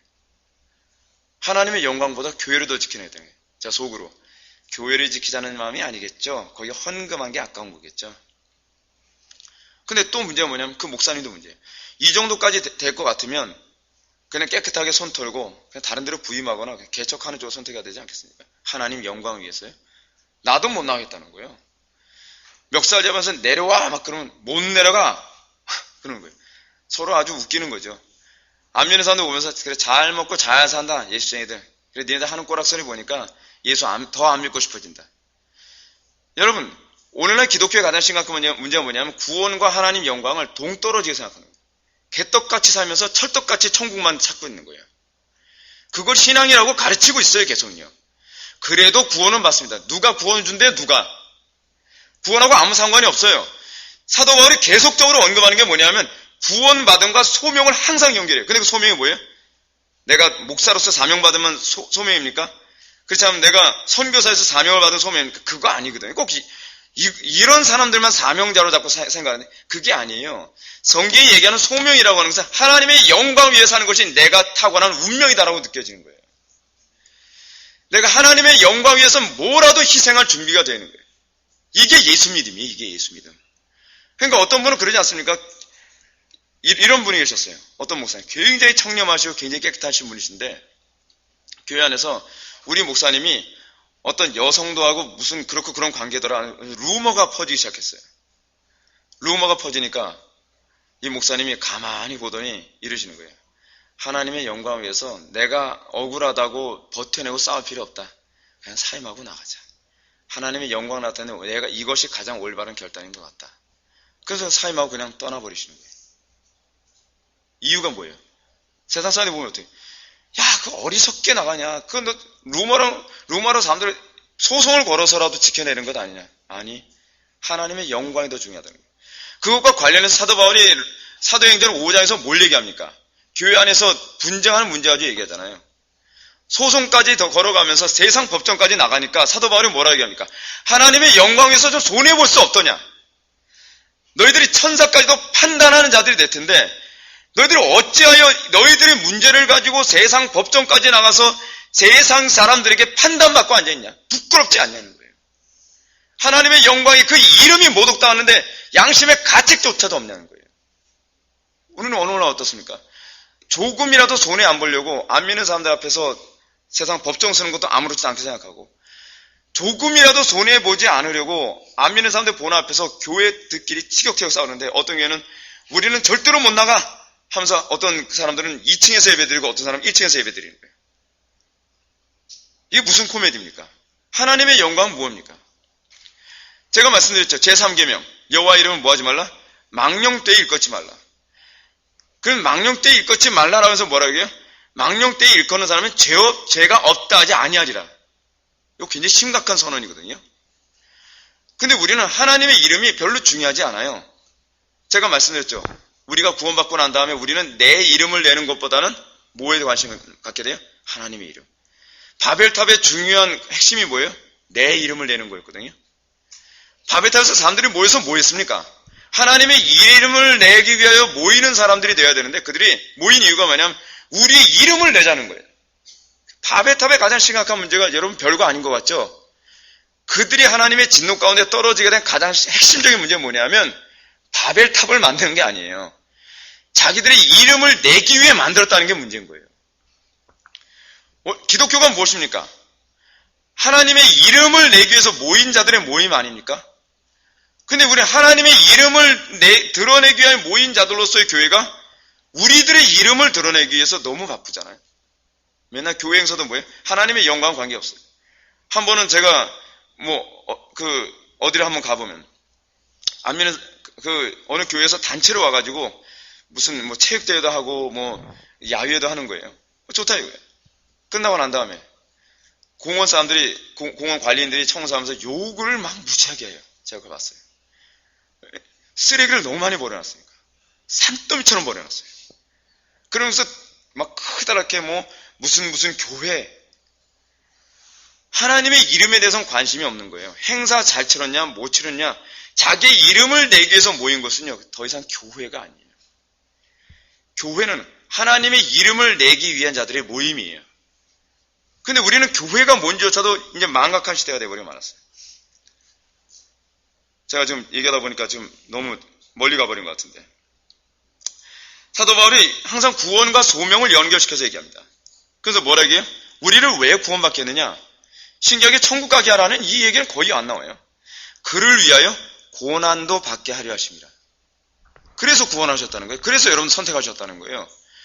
그를 위하여 고난도 받게 위해서. 근데 우린 뭐라 합니까? 내가 왜 고난 받아? 난 천국 가게 해서 예배당 왔지? 조금 속상하고 조금 마음 상하고 조금 손해보면 나 예수합니다. 하나도 안 무서워요. 에스당초도 안 믿었으니까. 예수 믿은 사람은요, 그리스도를 위하여 고난받는 것을 즐거워합니다. 이것이 구원을 주신 목적입니다. 그러면 왜 고난을 받는 것과 구원의 확신의 관련을 맺고 있는가? 그 이유는 분명합니다. 어느 누구도 확신이 없으면 고난을 선택하지 않기 때문에 그래요. 확신이 주신 이유가 그거 있어요. 여러분, 예를 들어서요, 어떤 사람이 어떤 목표를 향해서 달려간다 합시다. 근데 그 목표의 자리가 도달할 확신이 없으면 끝까지 달려갑니까? 안 달려갑니까? 안 가죠. 절대로 고통 선택하지 않습니다. 하나님께서 왜 우리들에게 확신을 주시냐면 그 고난을 극복하고 감수할 수 있도록 하기 위해서입니다. 그래서 사도 바울이 뭐라 얘기합니까? 우리가 하나님 나라에 들어가려면 많은 환난을 겪어야 할 것이니라. 이 땅에서 우리가 예수 믿고 편안하게 예수 믿고 천국 가는 방법이 있으면 좋겠죠. 근데 이 땅에서 편안하게 예수 믿고 천국 가는 방법이 없어요. 하나님께서 그렇게 규정하지 않으셨어요. 무슨 말씀입니까? 요즘에 그래도 예수 믿는 사람 많은데. 여러분, 요즘처럼 예수 믿기 힘들다는 거 아십니까? 똑같은 나라에서 같은 공간에 사는데 저는 예수 믿기 되게 힘들거든요. 근데 예수 믿기 쉽다고 생각하는 이유는 도대체 어디서 나온 겁니까? 타협하기 때문에 그런 건 아닙니까? 적당히 세상과 타협하고 적당히 난 손해보지 않고 적당히 내 할 짓 다 하고 돌아다니니까 고난이 없는 거 아니에요? 하나님 나라는 그렇게 쉽게 들어가는 게 아니에요. 그래서 얘기하는 하나님 나라는 이미 임한 하나님 나라와 관련해서 얘기하는 것이죠. 하나님 나라에 들어가려면 많은 환난을 겪어야 할 것인데. 그럼에도 불구하고 이런 얘기, 여러분 이런 얘기 들으면 어떻게 해요? 많은 환난 겪어야 돼? 그럼 예수 믿어야 되나? 근데 여러분 이 당시에 사도 바울이 이렇게 얘기했을 때 사람들은 어떻게 생각했을까요? 하나님 나라 안 들어가고 말지 라고 생각했을까요? 정반대. 그래, 그럼 고난 겪을 거 각오하자 라고 하며 하나님 나라에 들어가기 위해 그들은 전심에서 다했어요. 왜요? 하나님 나라에 들어갈 확신이 있었으니까. 자신이 있었으니까. 제가 부교육자 생활을 하면서 정말 제가 부교육자 생활을 7년 동안 하면서 정말 고생을 직사도록 했습니다. 제가 옛날에 청년부 사역에 갔던 얘기만 잠깐만 말씀드린다면 제가 청년부 사역에서 사역을 하는데 하나서부터 10까지 담임 목사님 목회 사역하고 저하고는 완전히 다 정반대예요. 완전히 다 정반대. 근데 제가 그 교회 딱 청년부 담당 전사 부임하자마자 저는요, 하나님께서 틀림없이 저를 통하여서 그 크고 놀라우신 일이 이룰 거라는 확신이 있었어요. 그러면서 그때서부터 이제 부딪히기 시작한 게 뭐부터 부딪히기 시작했냐면 청년부 예배 드리는 문제부터 교인들하고 부딪히기 시작을 했어요. 장로님들을 비롯해서 성도들은 뭐라 얘기하냐면 청년들이 예배가 중요하냐? 바자회 하면 바자회 해야지. 근데 저는 오자마자 부딪힐 수밖에 없었던 게 무슨 소리냐? 예배란 타협이 없다. 바자회든 치마회든 절대로 안 한다. 예배 끝나고 한다. 그리고 났더니 장년들이 바자회 다 끝나고 나서 철수하면서 오면서 우리들이 예배 드리는 거 보니까 열이 받은 거예요. 예배를 드리는데 예배당을 그 청년부실 예배당 그 문을 발로 뻥 쳤는데 그 당시에 그 문이 알루미늄 문이었거든요. 깜짝 놀랐어요. 얼마나 소리 큽니까? 알루미늄 문짝이요. 그때서부터 전쟁이 시작된 거예요. 장로님들하고 붙고 집사님들하고 붙고 막 엄청나게 붙었어요. 어느 정도로 붙냐면요. 좀 제가 참 이 한국교회가 문제가 많다라고 많이 생각된 게 뭐냐면 이 예배 시간에 장로님이 불러내요. 저를요. 그러면서 김 전도사 지금 바자회 하는 거 안 보이냐? 이 바자회 때 바자회 안 둬야지 지금 예배 드려야 되냐? 그래서 제가 너무 어이가 없어서 장로님 예배 드리는 거 안 보입니까? 어떻게 예배 드리는데 예배 인도하고 있는 전도사를 불러냅니까? 이 양반 고집세네. 그래서 붙기 시작해요. 그러더니 어떤 집사님 이 화가 안 풀렸으니까 몇 주 지나고 나더니 제가 그 교회 사무실에서 업무를 보고 있는데 그 주일날 저녁 때 되면 제가 이제 당번을 쓰거든요. 근데 이분이 나가면서 막 인상을 쓰는데 그 눈에 살기가 장난이 아니에요. 그리고 한 번은 이 성가대에서 막 장로님들 집사님들하고 막 뭐라고 막 한참 얘기를 나누더니 막 나가시면서 막 살기 있게 막 쳐다보는 거예요. 그러다 저도 퇴근하려다 나갔는데 한 집사님 멀찌감치 갔다가 다시 내려오더니 저보고 전사님 잠깐만요. 왜요? 그랬더니 우리 지금 이 안에서 무슨 얘기인지 아십니까? 그런 거예요. 무슨 얘기 하셨는데요? 그랬더니 언제 한번 날 잡으면 저 전사는 밟아버리자. 그 얘기 했다는 거예요. 제가 너무나 어이가 없었어요. 야, 이게 정말 이렇게 힘든 건가? 이게 꼭 이렇게 해야만 하는가? 스트레스가 굉장히 많이 되는 거예요. 근데 그러면서 계속적으로 청년부가 하나님 말씀대로 바르게 쓰라 해서 계속 회개 외치고 기도해라. 더 하나님의 말씀대로 살아라. 막 그랬더니 이제 청년들은 스트레스 받으니까 우리도 청년부 못 나겠다. 왜냐하면 청년들의 부모님이 대부분 집사님이고 장로님이니까 청년들이 하나씩 투투투투 다 떨어져 나는 거예요. 근데 나중에 5명밖에 안 남았어요. 그러니까 청년부 부장 집사님도 저를 보시더니 안쓰러우니까 전사님 이제 타협하시죠. 항복하는 얘기 아닙니까? 전사님도 할 만큼 하신 것 같습니다. 근데 신기한 게 뭐냐면요. 확신이 있으니까 타협이 안 돼요. 사람들이 저보고 고집이 세다 그러는데 제가 고집이 센 게 아니라요. 이걸 부정할 수 없을 정도 제 마음속 확신이 너무 크니까 타협이 안 되는 거예요. 아, 이거구나. 여러분, 확신이 무엇인지 아십니까? 확신은 성도들로 하여금요, 어떤 고난에서 이겨낼 수 있는 힘을 갖게 돼요. 여러분, 왜 고난 가운데 나중에 타협을 해버리는지 아십니까? 제가 이렇게 말씀드릴게요. 고난 당하면 여러분들이 고난의 극치에 달하면 혼란스러우기 시작해요. 내가 정말 이렇게 하는 게 옳은가? 내가 이렇게 하는 거 잘못하는 거 아닌가? 너무 내가 고집 피우는 거 아닌가? 내가 너무 외골수로 하는 거 아닌가? 별 생각을 다 해요. 저도 그 생각 안 든 게 아니거든요. 청년들 계속 떨어져 나가니까 교회 평가 안 좋죠. 전교인들이 거의 저를 다 미워했어요. 이 보통 괴로운 일이 아니에요. 여러분, 한 1000명 정도 되는 교회에서 저 별로 안 좋아하는 눈치가 보이면요. 굉장히 괴롭거든요. 청년부실 딱 모였는데 청년들 한 4-5명 앉아가지고 설교 듣겠다 앉아있을 때는 미쳐버릴 것 같은 거예요. 게다가 이 교육자실 딱 들어가면 교육자실 거기 보면 그래프가 있거든요. 유치부터 시작해서 유년부, 초등부, 청년부 해가지고서 인원 숫자 이렇게 그래프를 그리는데 뭐 유치부 장난이 아닙니다. 막 몇백 명, 뭐 유년부 몇백 명, 초등부 몇백 명, 청년부 5명. 그 그래프를 같이 놓으니까 저는 눈금이 사이즈가 너무 차이가 나잖아요. 그러니까 저는 이거를 다른 분들은 뭐 사인펜으로 긋는데 저는 0.5펜으로 긁어야 되는 거예요. 그래서 전사님 잠깐만 그 0.5펜 그거 잠깐 빌려주세요. 요렇게 아주 정신에 집중해야지 이렇게 그어야 되는 거예요. 근데 담임 목사님 들어오시면서 그래프를 딱 항상 보시거든요. 그래서 교육자회를 딱 하신 얘기가 그분도 제가 참 한심했나 봐요. 그래서 김 전도사님, 그만 두셔야 되는 거 아닙니까? 예, 농담적으로 그렇게 말씀하시더라고요. 그래서 제가 당당하게 얘기했습니다. 이러다 확 그냥 부흥되는 수가 있습니다. 조금만 기다려 주십시오. 근데 점점 줄어드는 거예요. 점점요. 그러니까 제가 이런 시점에서 항상 느끼는 게 뭐냐면 확신이 없으면 끝까지 인내할 수가 없겠더라고요. 그래, 하나님 아실 거야. 뭐 이 정도 뭐 인내만큼 인내했다고 하나님께 생각하시겠지 뭐. 누가 보더라도 아주 갸륵하거든요. 제가 생각해도 이 정도는 참 기특해 보이는 것 같아요. 근데 기도만 하면 끝까지 인내해야 된다고 확신이 자꾸 오는 거예요. 틀림없이 하나님께서 부흥 주신다. 틀림없이 하나님께서 은혜 부어주신다. 그리고 나서 부흥이 일어났어요.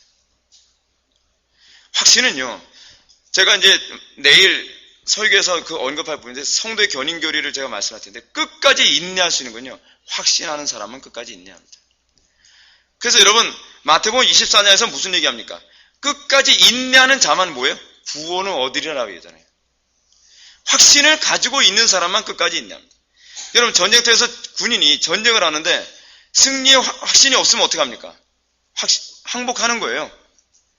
끝까지 항전하는 사람들이 어떤 사람이 항전하는지 아십니까? 확신이 있는 사람만 끝까지 항전을 해요. 오늘날 기독교인들이 왜 세상에 나와서 끝까지 인내하면서 싸우지 못하는지 아십니까? 실제로는요, 확신이 있는 척 하기 때문에 그렇습니다. 성도들이 왜 확신의 교리가 성도의 행복에 유익이 있다고 토마스 브룩스가 얘기하느냐?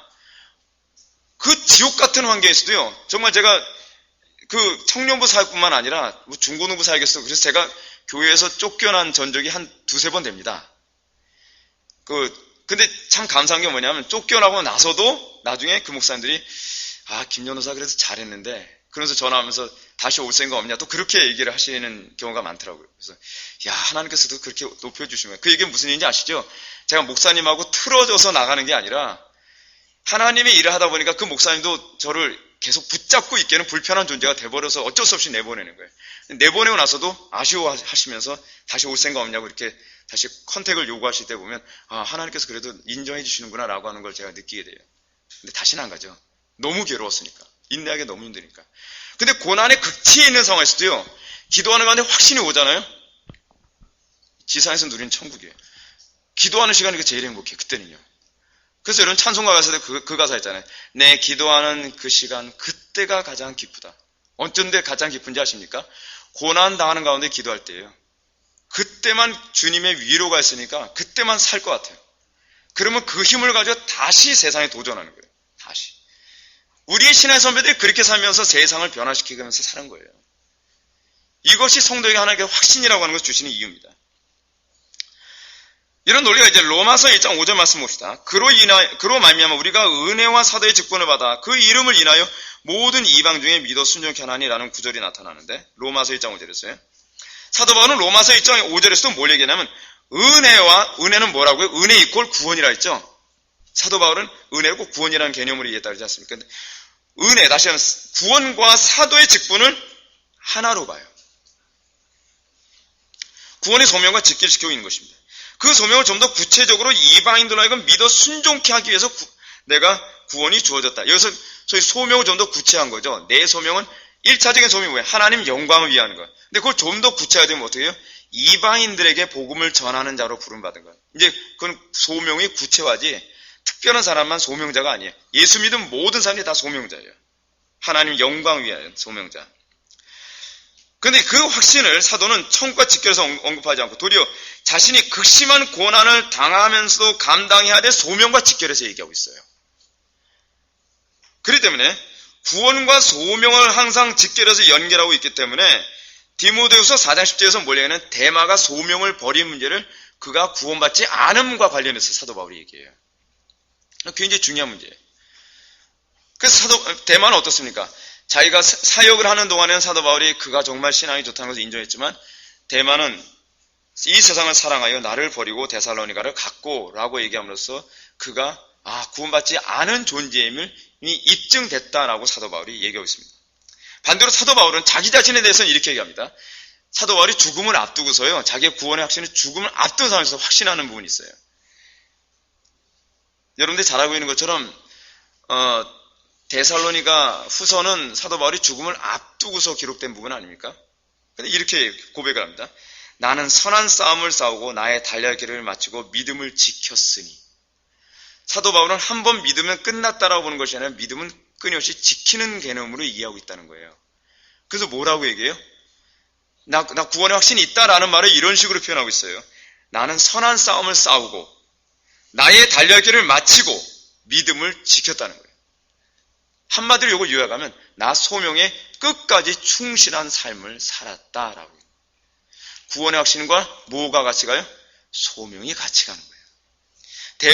대마하고 아주 대조적이죠. 이런 차원에서 봤을 때 구원의 확신을 주신 목적은 소명을 감당하게 하는 데 있습니다. 소명을 감당하도록 하기 위해 구원의 확신을 주신 것이 1차적인 거예요. 그 다음에 그 소명을 감당하고 있다는 것을 통하여 나의 영원한 구원을 확신해요. 내가 천국 가는 구원 확신이에요. 그래서 소명과 영원한 천국에 가는 구원 확신을 뗄 수가 없어요. 다 유기적으로 연결되어 있어요. 그러니까 구원 확신 교리가 어떤 개념을 가지고 있다? 첫 번째는 우리로 하여금 내가 소명을 감당하게 만드는 원동력을 제공하면서 또한 내가 소명을 감당하고 있는 것을 통하여 내가 영원한 천국에 가는 존재라는 그 구원을 확신할 수 있는 근거예요. 이게 다 따로 가지가 않죠. 하나로 다 묶여져 있어요. 그래서 교리가 어떻게 보면 복잡하게 보일 수 있어요. 복잡한 이유가 있어요. 교리는요, 여러분 이렇게 이해하셔야 돼요. 이 2차원적이지가 않아요. 평면적이지가 않아요. 대부분 사람들이 저한테 물어볼 때, 목사님, 이게 무엇입니까? 요게 무엇입니까? 천국이 뭡니까? 믿음이 뭡니까? 그럼 제가 굉장히 좀 어려워요. 왜 어렵냐? 예를 들어서 천국 또는 하나님의 나라를 표현해도요, 이 입체적이거든요. 평면적이라고 한다면 이거예요 라고 얘기하면 되는데, 이런 면도 있고 이런 면도 있고 이런 면도 있고 이런 면도 있고 이런 면에 딱 완성되어주면 이게 천국인 거예요. 그래서 여러분 천국의 하나님 나라의 비유가 어디 나오죠? 마태복음 13장에 나오죠. 하나님 나라를요, 예수님께서 7가지 비유로 말씀하시는데 하나님 나라는 뭐와 같으냐면 이렇다. 하나의 면을 만들어줘요. 또 하나님의 나라는 이 뭐와 같다. 또 하나의 면을 만들어줘요. 하나님의 나라는 또 뭐와 같다. 이 7개를 통해서 하나님의 나라에 관해서 얘기해요. 그래서 이 7개의 비유를 딱 이해하고 나서 요걸 머릿속에 딱 들어 집어넣으면 하나님의 나라가 어떻게 이해되죠? 입체적으로 이해되죠. 그게 복음이에요. 그게 교리가 가진 특징이에요. 확신의 교리도 그래요. 확신의 교리도 평면적으로 하나를 딱 얘기해줘도 되는 문제가 아니에요.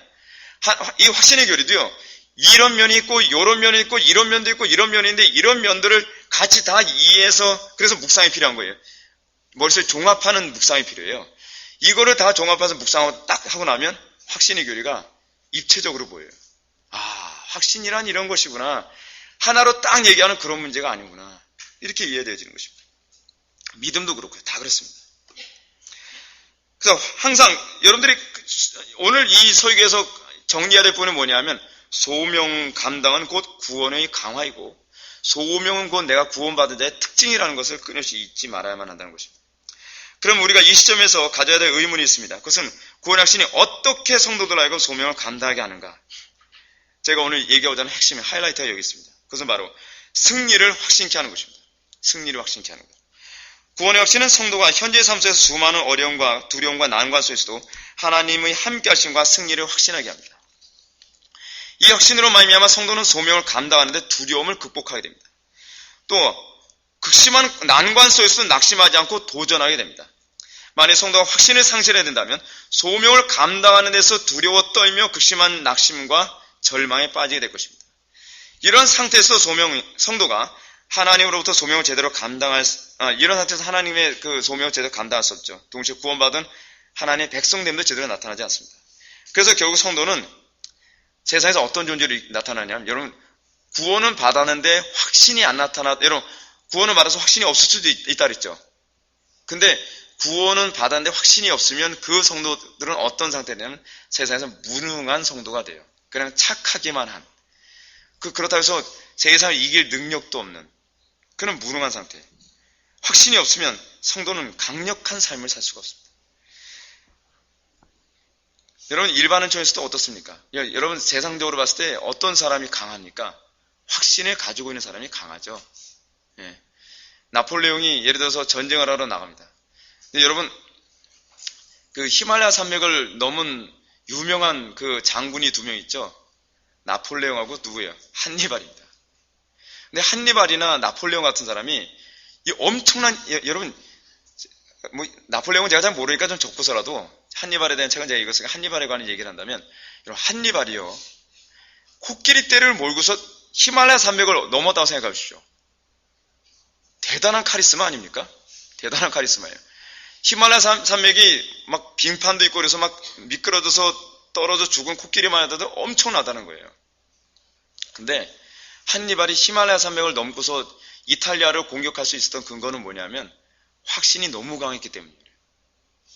세상에서도요, 확신이 강한 사람을 감당할 수가 없어요. 일반 은총을 통해서 하나님께서 우리에게 얘기하신 것이죠.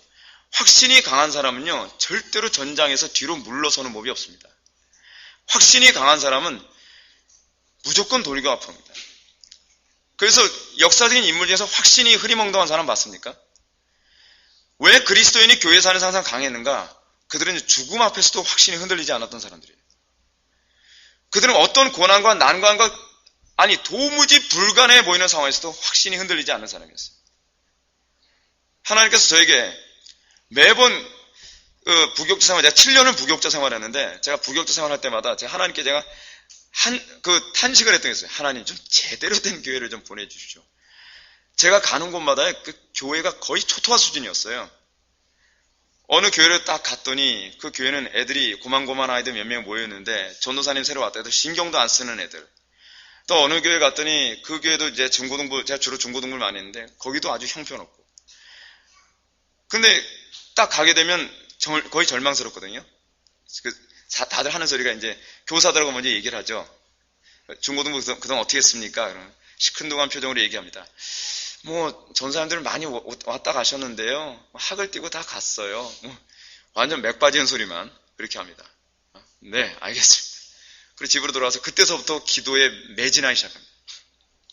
제가 어떻게 기도를 했냐면, 제가 맡은 청년부나 또는 중고등부 애들 딱 있으면 걔네들을 위해서 하루에 2시간에서 3시간 정도 기도합니다.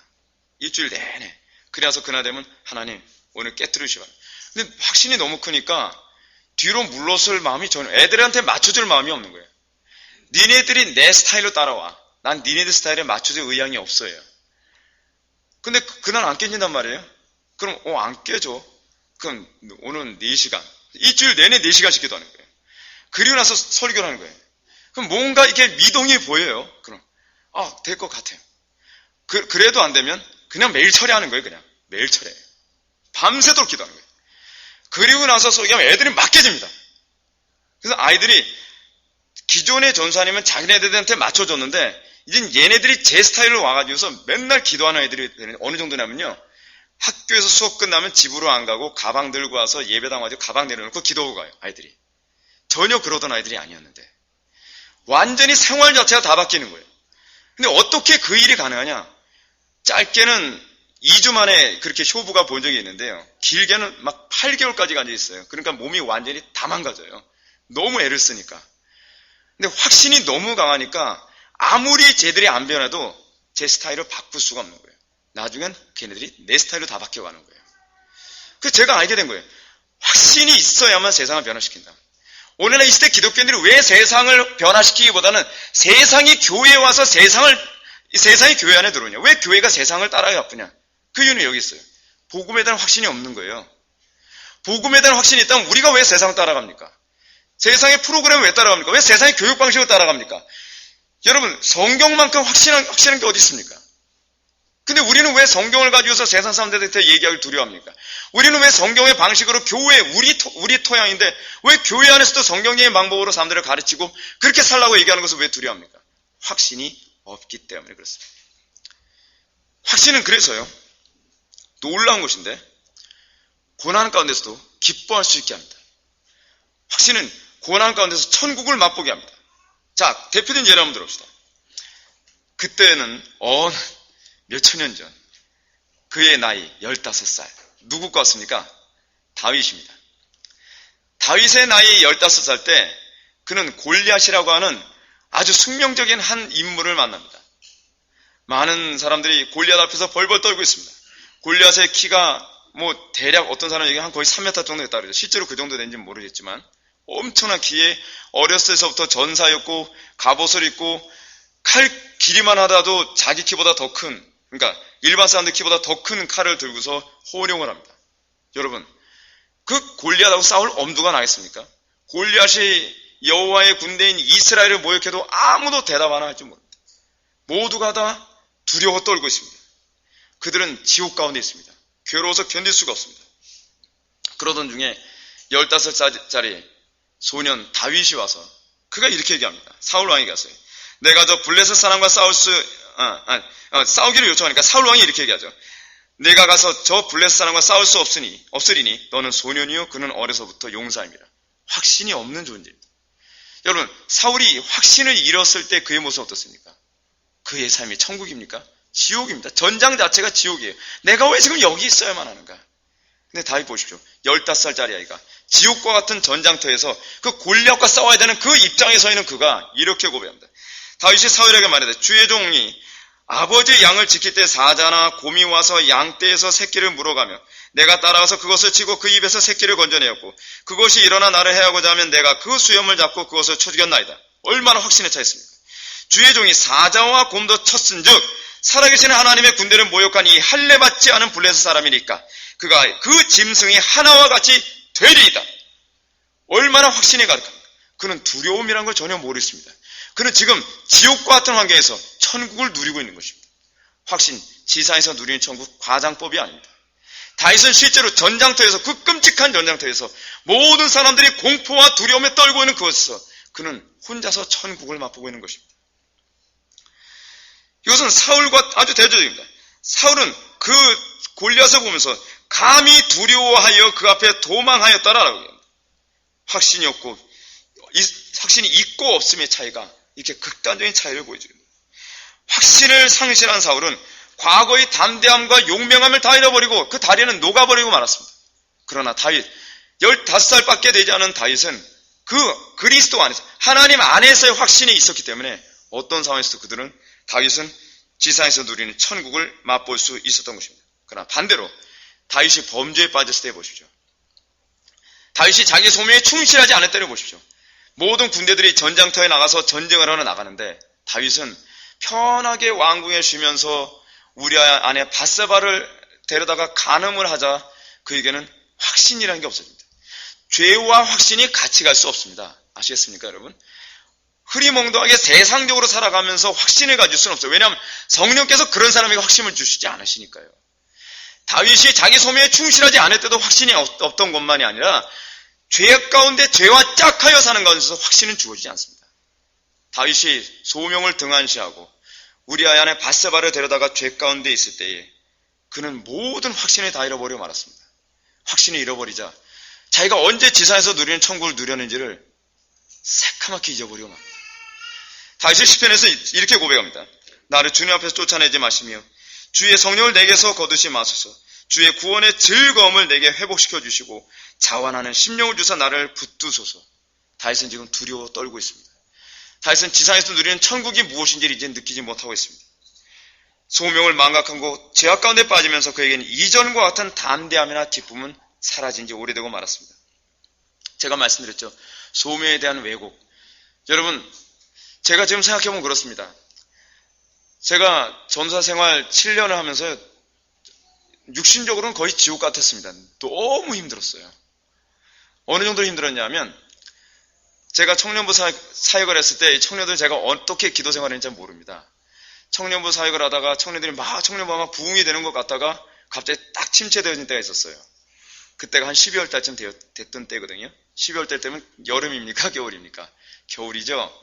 근데 그때서도 하나님 앞에 다시 왜 이 충만한 부흥의 은혜가 임하지 않습니까? 그래서 또 다시 철야에 돌입하기 시작합니다. 다시 좀 불길이 치솟듯이 해달라고요. 아무리 기도해도 하나님께서 바꾸시지 않는 거예요. 안 되겠다. 해가지고서 유아실에 가서 완전히 교인들은 대부분 새벽 기도하면서 새벽 한 5시 되면 오잖아요. 그럼 저는 제가 기도하는 모습 안 보여주려고 밤 한 10시쯤 가서 그 유아실이 본당 위에 있었거든요. 추운 겨울에 한 1월 달이죠. 그때 본당 유아실에 가서 완전히 시베리아 바람처럼 얼마나 막 칼바람이 부는지 몰라요. 바닥만 뜨끈뜨끈해요. 전기 보일러다 보니까. 거기서 막 부르짖고 기도하는 거예요. 은혜 부어달라고요. 근데 부흥이 임하지라.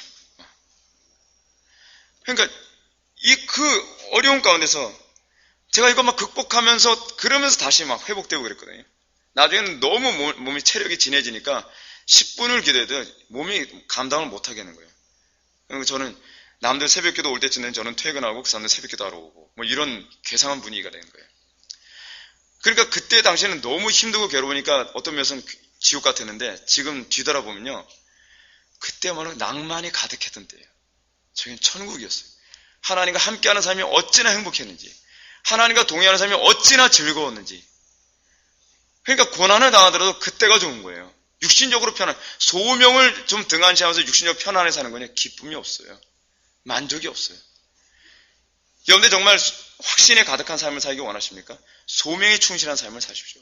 하나님의 영광 위에 사는 것만큼 행복한 것이 없습니다.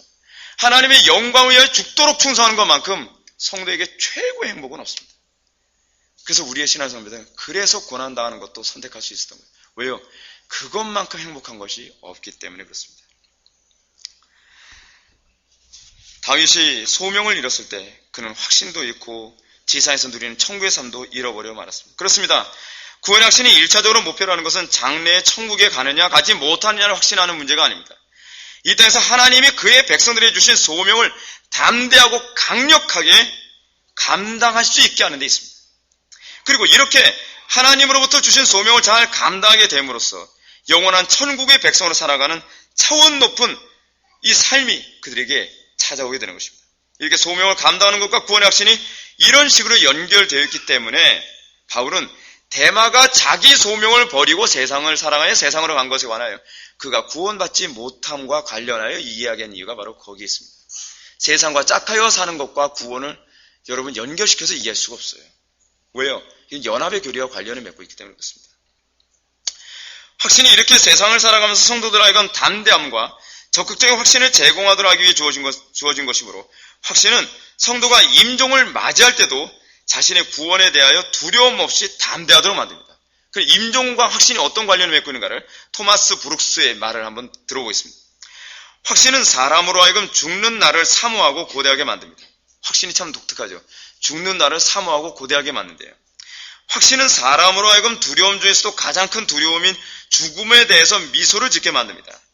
확신은 순교자들로 하여금 사자들 앞에서도 당당하게 맞서도록 했고 박희자들을 대항하고 지치게 만들었으며 화염 때 입을 맞추게 했고 화염 속에 박수를 치며 찬송을 부르게 했으며 마치 장미 화단을 밟는 것처럼 빨갛게 달아오른 석탄 위를 걷게 했습니다. 바로 이런 까닭에 확신에 찬 영혼은 다음같이 행복하게 노래하는 것입니다. 사망아, 너의 쏘는 것이 어디 있느냐? 무덤아, 너의 승리가 어디 있느냐? 나는 죽기를 소망하노라. 이것이 확신을 가지고 있었던 우리 신앙의 선배들의 고백이었습니다. 우리가 이런 확신의 개념을 보게 된다면 확신은 단순히 천국과 지옥을 준비하는 그런 단순한 문제가 아닙니다. 확신은 도리어 이 지상의 삶과 관련을 맺고 있습니다. 확신은 이 지상에서 성도의 삶을 풍요롭게 합니다. 확신은 이 지상에서 성도들로 하여금 천국의 삶을 미리 맛보게 합니다. 확신의 삶은 이 땅에서 세상이 감당할 수 없는 하나님의 백성의 면모를 드러나게 만듭니다. 충성되고 용맹하게 만듭니다. 이것이 바로 확신을 주시는 목적입니다. 이런 개념이 오늘 본문 11절과 12절 말씀에 잘 나타납니다.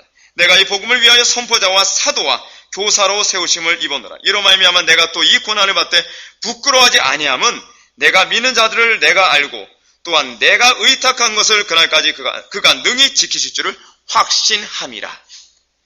본절에서 바울은 자신이 이 복음을 위하여 선포자와 사도와 교사로 세우심을 입었노라 라고 얘기합니다. 이는 분명히 소명에 대한 확신을 얘기하는 겁니다. 근데 이런 소명에 대한 확신은 그로 말미암아 또한 이 고난을 받되 부끄러워하지 아니하게 만드는 근거로 나타납니다. 오늘날 우리가 왜 고난을 받으면서 기뻐하지 않죠? 우리가 왜 오늘날 고난을 받으면서도 부끄러워하죠? 확신의 결여 때문에 그렇습니다. 소명에 대한 확신이 고난을 부끄러워하거나 두려워하지 않는 이유가 되는 이유가 뭡니까? 그 이유를 사도 바울은 내가 믿는 자를 내가 알고 또한 내가 의탁한 것을 그날까지 그가 능히 지키실 줄 확신하기 때문이라고 얘기합니다. 여기서 우리는 바울 속에 나타난 두 가지 확신을 발견했는데, 첫째는 자신이 복음을 위하여 선포자와 사도와 교사로 세움받았다고 하는 이 소명에 대한 분명한 확신입니다. 여러분들 하나님의 영광을 위하여 부름받은 존재라고 하는 것은 분명한 확신이 있습니까? 이 소명에 대한 확신이 있습니까? 이것이 우선되어야 제대로 된 확신을 여러분들은 소유할 수 있습니다. 두 번째는 그가 믿어온 분이 어떤 분이신지 잘 알고 있어요. 여러분들은 여러분들이 믿어온 분이 어떤 분인지 모르면서 확신할 수 없습니다. 예를 들어서 여러분들이 제가 정말 믿을 만한 사람이라는 것을 알 때라야만 저에 대해서 확신을 갖겠죠. 근데 여러분들이 하나님이 사기꾼인지 어떤 분인지 알지도 못하면서 나 확신합니다라고 얘기하는 건 이거는 말도 안 되는 거 아닙니까? 하나님의 중요한 속성 중 하나는 믿부심이에요. 믿을만 하시다는 것이거든요. 하나님에 대한 속성에 대한 분명한 인식을 근거로 해서 우리는 믿음의 확신이 생기는 겁니다. 하나님에 대한, 그래서 사도 바울이 뭐예요? 내가 이제껏 믿어온 분이 어떤 분이신지 잘 알고 있으며 또 그분이 내가 맡은 것을 그날까지 지켜주실 것을 확신하노라 라고. 이건 공동번역으로 제가 여러분한테 읽어드린 거예요. 이 두 가지 확신으로 충만했던 바울은 자신이 소명으로 말미암아 당하는 고난을 부끄러워하거나 두려워하지 않았습니다. 소명이 우리를 이렇게 강력하게 만듭니다. 확신은 결과적으로 자신의 구원을 확신케 하는 근거도 되지만 확신은 우리들로 이 땅의 삶을 얼마나 풍요하게 만드는지 모릅니다. 성도들의 행복을 제공합니다. 그렇습니다. 성경이 언급하는 확신이란 하나님께서 성도들에게 맡기신 소명에 대한 확신과 관련을 맺고 있으며 이것을 통해 우리가 이 땅에서 행복하게 사는 것을 관련을 맺고 있습니다. 이제 저는 확신의 목적에 대한 토마스 브룩스의 주장을 몇 가지 더 언급하고 말씀 마치겠습니다. 이거 굉장히 중요한 부분입니다.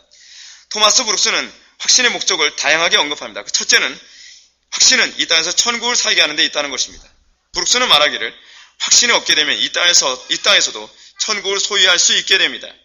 확신에 찬 영혼은 천국 안에 살아가고 천국 안에서 거니며 천국 안에서 일하고 천국 안에서 쉽니다. 확신에 찬 영혼은 그 내면에 천국을 간직하고 있습니다. 놀랍지 않습니까? 이게 브룩스가 얘기하는 첫 번째 확신의 개념입니다. 두 번째, 확신은 자신의 삶의 모든 변화를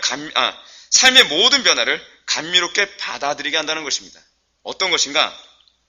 확신은요, 우리가 늙고 병들고 경제적인 극심한 어려움에 처하게 될 때도, 극심한 고난에 처하게 될 때도, 그리고 하다못해 죽음을 앞두고 있는 상황에서도 확신을 가진 자들은 어떻게 해요? 그걸 감미롭게 받아들일 수 있게 됩니다. 제가 언젠가도 제가 예화를 들었던 거 기억나시죠? MBC에서 나왔던 칭찬합시다에서 어떤 그 육군 대령이요.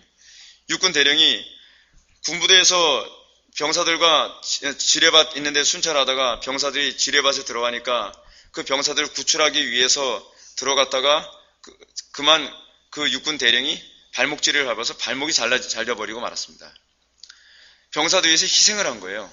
그래서 긴급하게 병원에 우송을 했는데 이 MBC의 병사들이 전화해서 칭찬합시다. 우리 대령이니까 아마 대대장이겠죠. 우리 대대장님을 칭찬하고 싶습니다. 라고 해서 갔습니다. 여러분, 발목에 잘린 이 현실을, 내가 불과됐다는 것을 감미롭게 받아들일 수 있습니까? 여러분, 그건 정말 사람 힘으로는 불가능합니다. 근데 요번에 칭찬합시다 그 프로에 나온 게 MC들과 뭐 스태프진들이 문을 열고 병원 문을 열고서 그 병실에 딱 들어갔는데 이 대령과 이 사모님 두 분이 환한 모습으로 방글방글 웃으면서 손님을 맞이하고 있는 거예요. 그러니까 오히려 이 스태프진들이 놀라가지고서 아니 어떻게 웃을 수 있습니까? 연극을 그렇게 못하지 연기하는 거예요. 어떻게 그렇게 웃을 수 있습니까? 라고 하니까 이분들이 그러는 거 아니에요. 우리는 기독교인입니다. 하나님께서 우리에게 주신 소명이 이 군부대에서 장교로서 복무하는 것이 소명이라고 생각했는데 이제 하나님께서 저의 한쪽 발목을 걷어가신 것은 다른 소명을 주시고 있다고 생각하기 때문입니다. 우리는 이것 때문에 하나도 슬프지 않습니다. 우리는 오히려 또 다른 소명을 기대하는 그 기쁨으로 충만합니다. 그런 거예요. 스태프진들은 다 울고 이 두 사람 웃고 이 분위기가 정반대가 돼버렸어요. 전형적인 케이스예요. 전형적인 케이스. 우리에게서 일어나는 육신의 불구나 또는 우리가 나이가 들어 점점 늙어가고 있는 이런 모습이나 때로는 우리가 갑자기 일어나는 어떤 가난으로 인한 고통 가운데서도 이 모든 것을 어떻게 해요? 감미로운 하나님의 은혜로 받아들일 수 있는 그런 마음을 갖게 하는 거예요. 뭐예요? 하나님의 선하심에 대한 확신 때문에 그렇습니다. 하나님이 모든 것을 섭리하고 계시고 하나님께서 나에게 항상 복 주시기에 기뻐하시는 것에 대한 확신이 이 모든 것을 감미롭게 받아들일 수 있게 한다는 사실입니다. 세 번째로 확신은 마음이 세상을 동경하지 않도록 만들어줍니다. 여러분들 확신을 가지고 있습니까? 그러면 여러분들의 마음은 세상을 동경하지 않아야 그 확신이 제대로 된 확신입니다. 하나님께서 주시는 확신은 세상의 것에 대한 확신이 가치를 떨어뜨립니다. 하나님과 영원한 것에 대한 확신과 가치를 그리고 돋보이게 합니다. 그래야 이러한 확신으로 말미암아 성도들 하여금 세상에 빠져서 살지 않고 세상을 초월하여 살도록 만들어버립니다. 이런 차원에서 본다면 오늘날 확신을 가지고 있다고 자부하면서도 세상을 동경하고 세상과 짝하여 산다는 것은 그릇된 확신이라는 것을 입증할 수 있습니다. 네 번째로 확신의 목적은 하나님과의 교제에 도움을 주기 위한 것입니다. 우리가 하나님과 깊은 교제를 갖기 위해서 무엇보다도 확신이 있어야만 합니다. 확신이 없는 사람은 깊은 기도를 할 수가 없습니다. 여러분, 의심이 가득하고 하나님에 대한 확신이 막 흔들린 상태에서 기도가 됩니까? 깊은 기도가 가능합니까? 안 돼요. 절대로 안 돼요. 우리의 기도가 깊은 기도가 가능할 때는 항상 하나님께 대한 확신이 가득할 때입니다. 하나님의 선하심에 대한 확신이 가득할 때입니다. 하나님께서 나의 모든 것을 아까 제가 말씀드렸던 것처럼 나에게 고난이 오고 어려움이 있더라도 그것을 감미롭게 받아들일 수 있는 그 확신이 있는 사람만이 기도할 때 깊은 기도가 가능합니다. 죄인의 신분에서 의인의 신분으로 변화됐다는 것에 대한 확신이 있어야만 합니다. 그래서 이 확신은 우리들로 하여금 하나님과의 영적 교제를 탁월하게 만듭니다. 왜 그렇습니까? 자신의 죄가 용서를 받았고 하나님께서 나를 사랑하시며 하나님께서 나에게 섭리하시고 하나님께서 나에게 모든 것을 합력하여 선을 이루신다는 이 확신을 가지고 있는 사람이 어찌 얕은 기도에 헤매고 있겠습니까? 마지막 다섯 번째로 확신은 영적 퇴보를 방지합니다. 확신은 성도들 하여금 믿음에 굳게 서서 그리스도의 선한 군사처럼 승리의 목표만을 바라보며 전진해 나가도록 되는 힘이 있습니다. 왜 그렇습니까? 확신은 성도들에게 승리에 대한 확신을 갖게 만들기 때문에 그렇습니다. 승리에 대한 확신 때문에 성도들은 어떤 고난 가운데서도 결코 낙심하지 않습니다. 어떤 고난 가운데서도 그들은 주저앉지 않습니다. 좌절하지 않습니다. 왜요? 확신이 있기 때문에 그렇습니다. 우리는 질 수 있을지 모르지만 여호와 하나님은 절대로 패배하지 않는다는 확신이 있습니다. 그래서 성도들은 영적 전쟁에서 이 확신을 통해 결코 퇴보하지 않습니다. 우리는 끊임없이 확신을 가지고 있는 동안에는 진보할 수 있습니다. 토마스 확신은 이 부분에 대해서 확신의 독특함을 이렇게 얘기합니다. 많은 사람이 그리스도를 배신할 때 사람으로 하여금 그리스도께 대한 신실한 의의를 지키도록 만들어주는 것은 머리로 고상한 견해들을 아는 지식이 결코 아니라 마음속에 있는 건전한 확신입니다. 라고 얘기해요. 여러분들이 많은 교리를 가지고 있다고 해서 여러분들이 믿음을 지킬 수 있는 것은 아닙니다. 여러분들이 성경 공부를 많이 했기 때문에 믿음을 지킬 수 있을 것이라고 믿지 마십시오. 토마스 브루스가 지적하는 것처럼 우리의 믿음을 지키게 만드는 것은 지식이 결코 아니라 마음속에 있는 건전한 확신입니다. 이 확신의 충만함이 여러분들 하여금 끝까지 믿음을 지키게 만들 것입니다. 그러나 이 모든 것 위에 제가 여러분들에게 정말로 강조하고 싶은 것이 있습니다. 그것은 바로 성령의 은총입니다. 제가 왜 최종적으로 성령의 은총을 강조하시는 것일까요? 확신이 동반하는 이 모든 은총은 항상 성령님을 통해서 주어지기 때문에 그렇습니다. 성령이 아니고서는 결코 확신을 가질 수 없습니다. 우리가 끊임없이 기도를 통하여 성령의 은총을 구하지 않고서 우리는 확신을 가질 수 없습니다. 우리가 끊임없이 성령을 소멸하는 상태에서는 확신을 소유할 수 없습니다. 우리는 사도 바울이 성령을 충만한 상태에 거할 수 있는 방법을 몇 가지 제시하고 있는 것을 기억합니다. 첫째는 무엇입니까? 쉬지 말고 기도하라는 것입니다. 그리고 또 그 다음에 무엇입니까?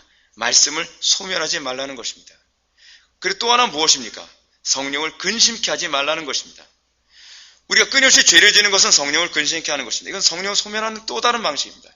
하나님의 말씀을 무시해가면서 내가 보고 방식으로 살아가는 것은 그는 성령 안에서 살아가는 것이 아니라 죄악 가운데 살아가는 것입니다. 그는 더 적극적으로 성령을 소멸하고 있는 것입니다. 그러다 우리가 기도하지 않으면서 성령 충만함을 구한다는 것조차도 이것은 미신입니다. 이런 상태에서 확신을 얻을 수는 없습니다. 우리가 확신 가운데 있으려면 우리는 끊임없이 성령 안에 있어야만 합니다. 우리가 확신 가운데 있고 그리고 지상에서 누리는 천국을 누리기 원한다고 한다면 우리는 끊임없이 말씀을 우리는 사모하고 성령 안에서 끊임없이 기도를 통해 성령의 충만함을 구해야 되며 성령을 근심케 하지 말아야만 합니다. 그러면 우리는 사도 바울이 얘기하는 이 부분에서 우리가 충실하게 살아갈 때 우리는 세상에 감당할 수 없는 그리스도인으로 살아가게 될 것입니다.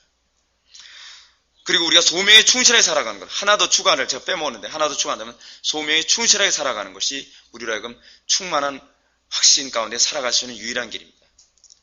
소명을 외면하며 살아가는 사람에게 지상에서 누리는 천국은 절대로 기대할 수 없습니다. 성경을 보십시오. 다윗은 골리앗과의 전쟁터에서 지상에서 누리는 천국을 맛보았습니다. 다니엘과 다니엘의 세 친구는 신앙을 지키기 위해 푸른 불 속에 들어가고 또 사자굴에 들어가는 그 속에서 지상에서 누리는 천국을 맛봤습니다. 놀랍지 않습니까? 그들이 천국을 맛본 것은 푸른 불이었고 그리고 사자굴 속이었습니다. 모세는 애굽의 군대가 뒤쫓아오는 가운데 홍해바다의 갈라짐 속에서 지상에서 누리는 천국을 맛봤습니다. 지상에서 누리는 천국은 소명 속에서 맛보게 됩니다. 지상에서 누리는 천국과 어울러서 우리는 그 확신 가운데 거하게 됩니다. 사랑하는 성도 여러분, 하나님께서 주신 소명을 결코 외면하지 마십시오. 하나님의 영광 위에 사는 것이 우리에게 최고의 특권인 이유는 세상 사람들은 맛볼 수 없는 지상에서 누리는 천국이 가능하게 만드는 유일한 통로이기 때문입니다. 다 같이 기도하시겠습니다.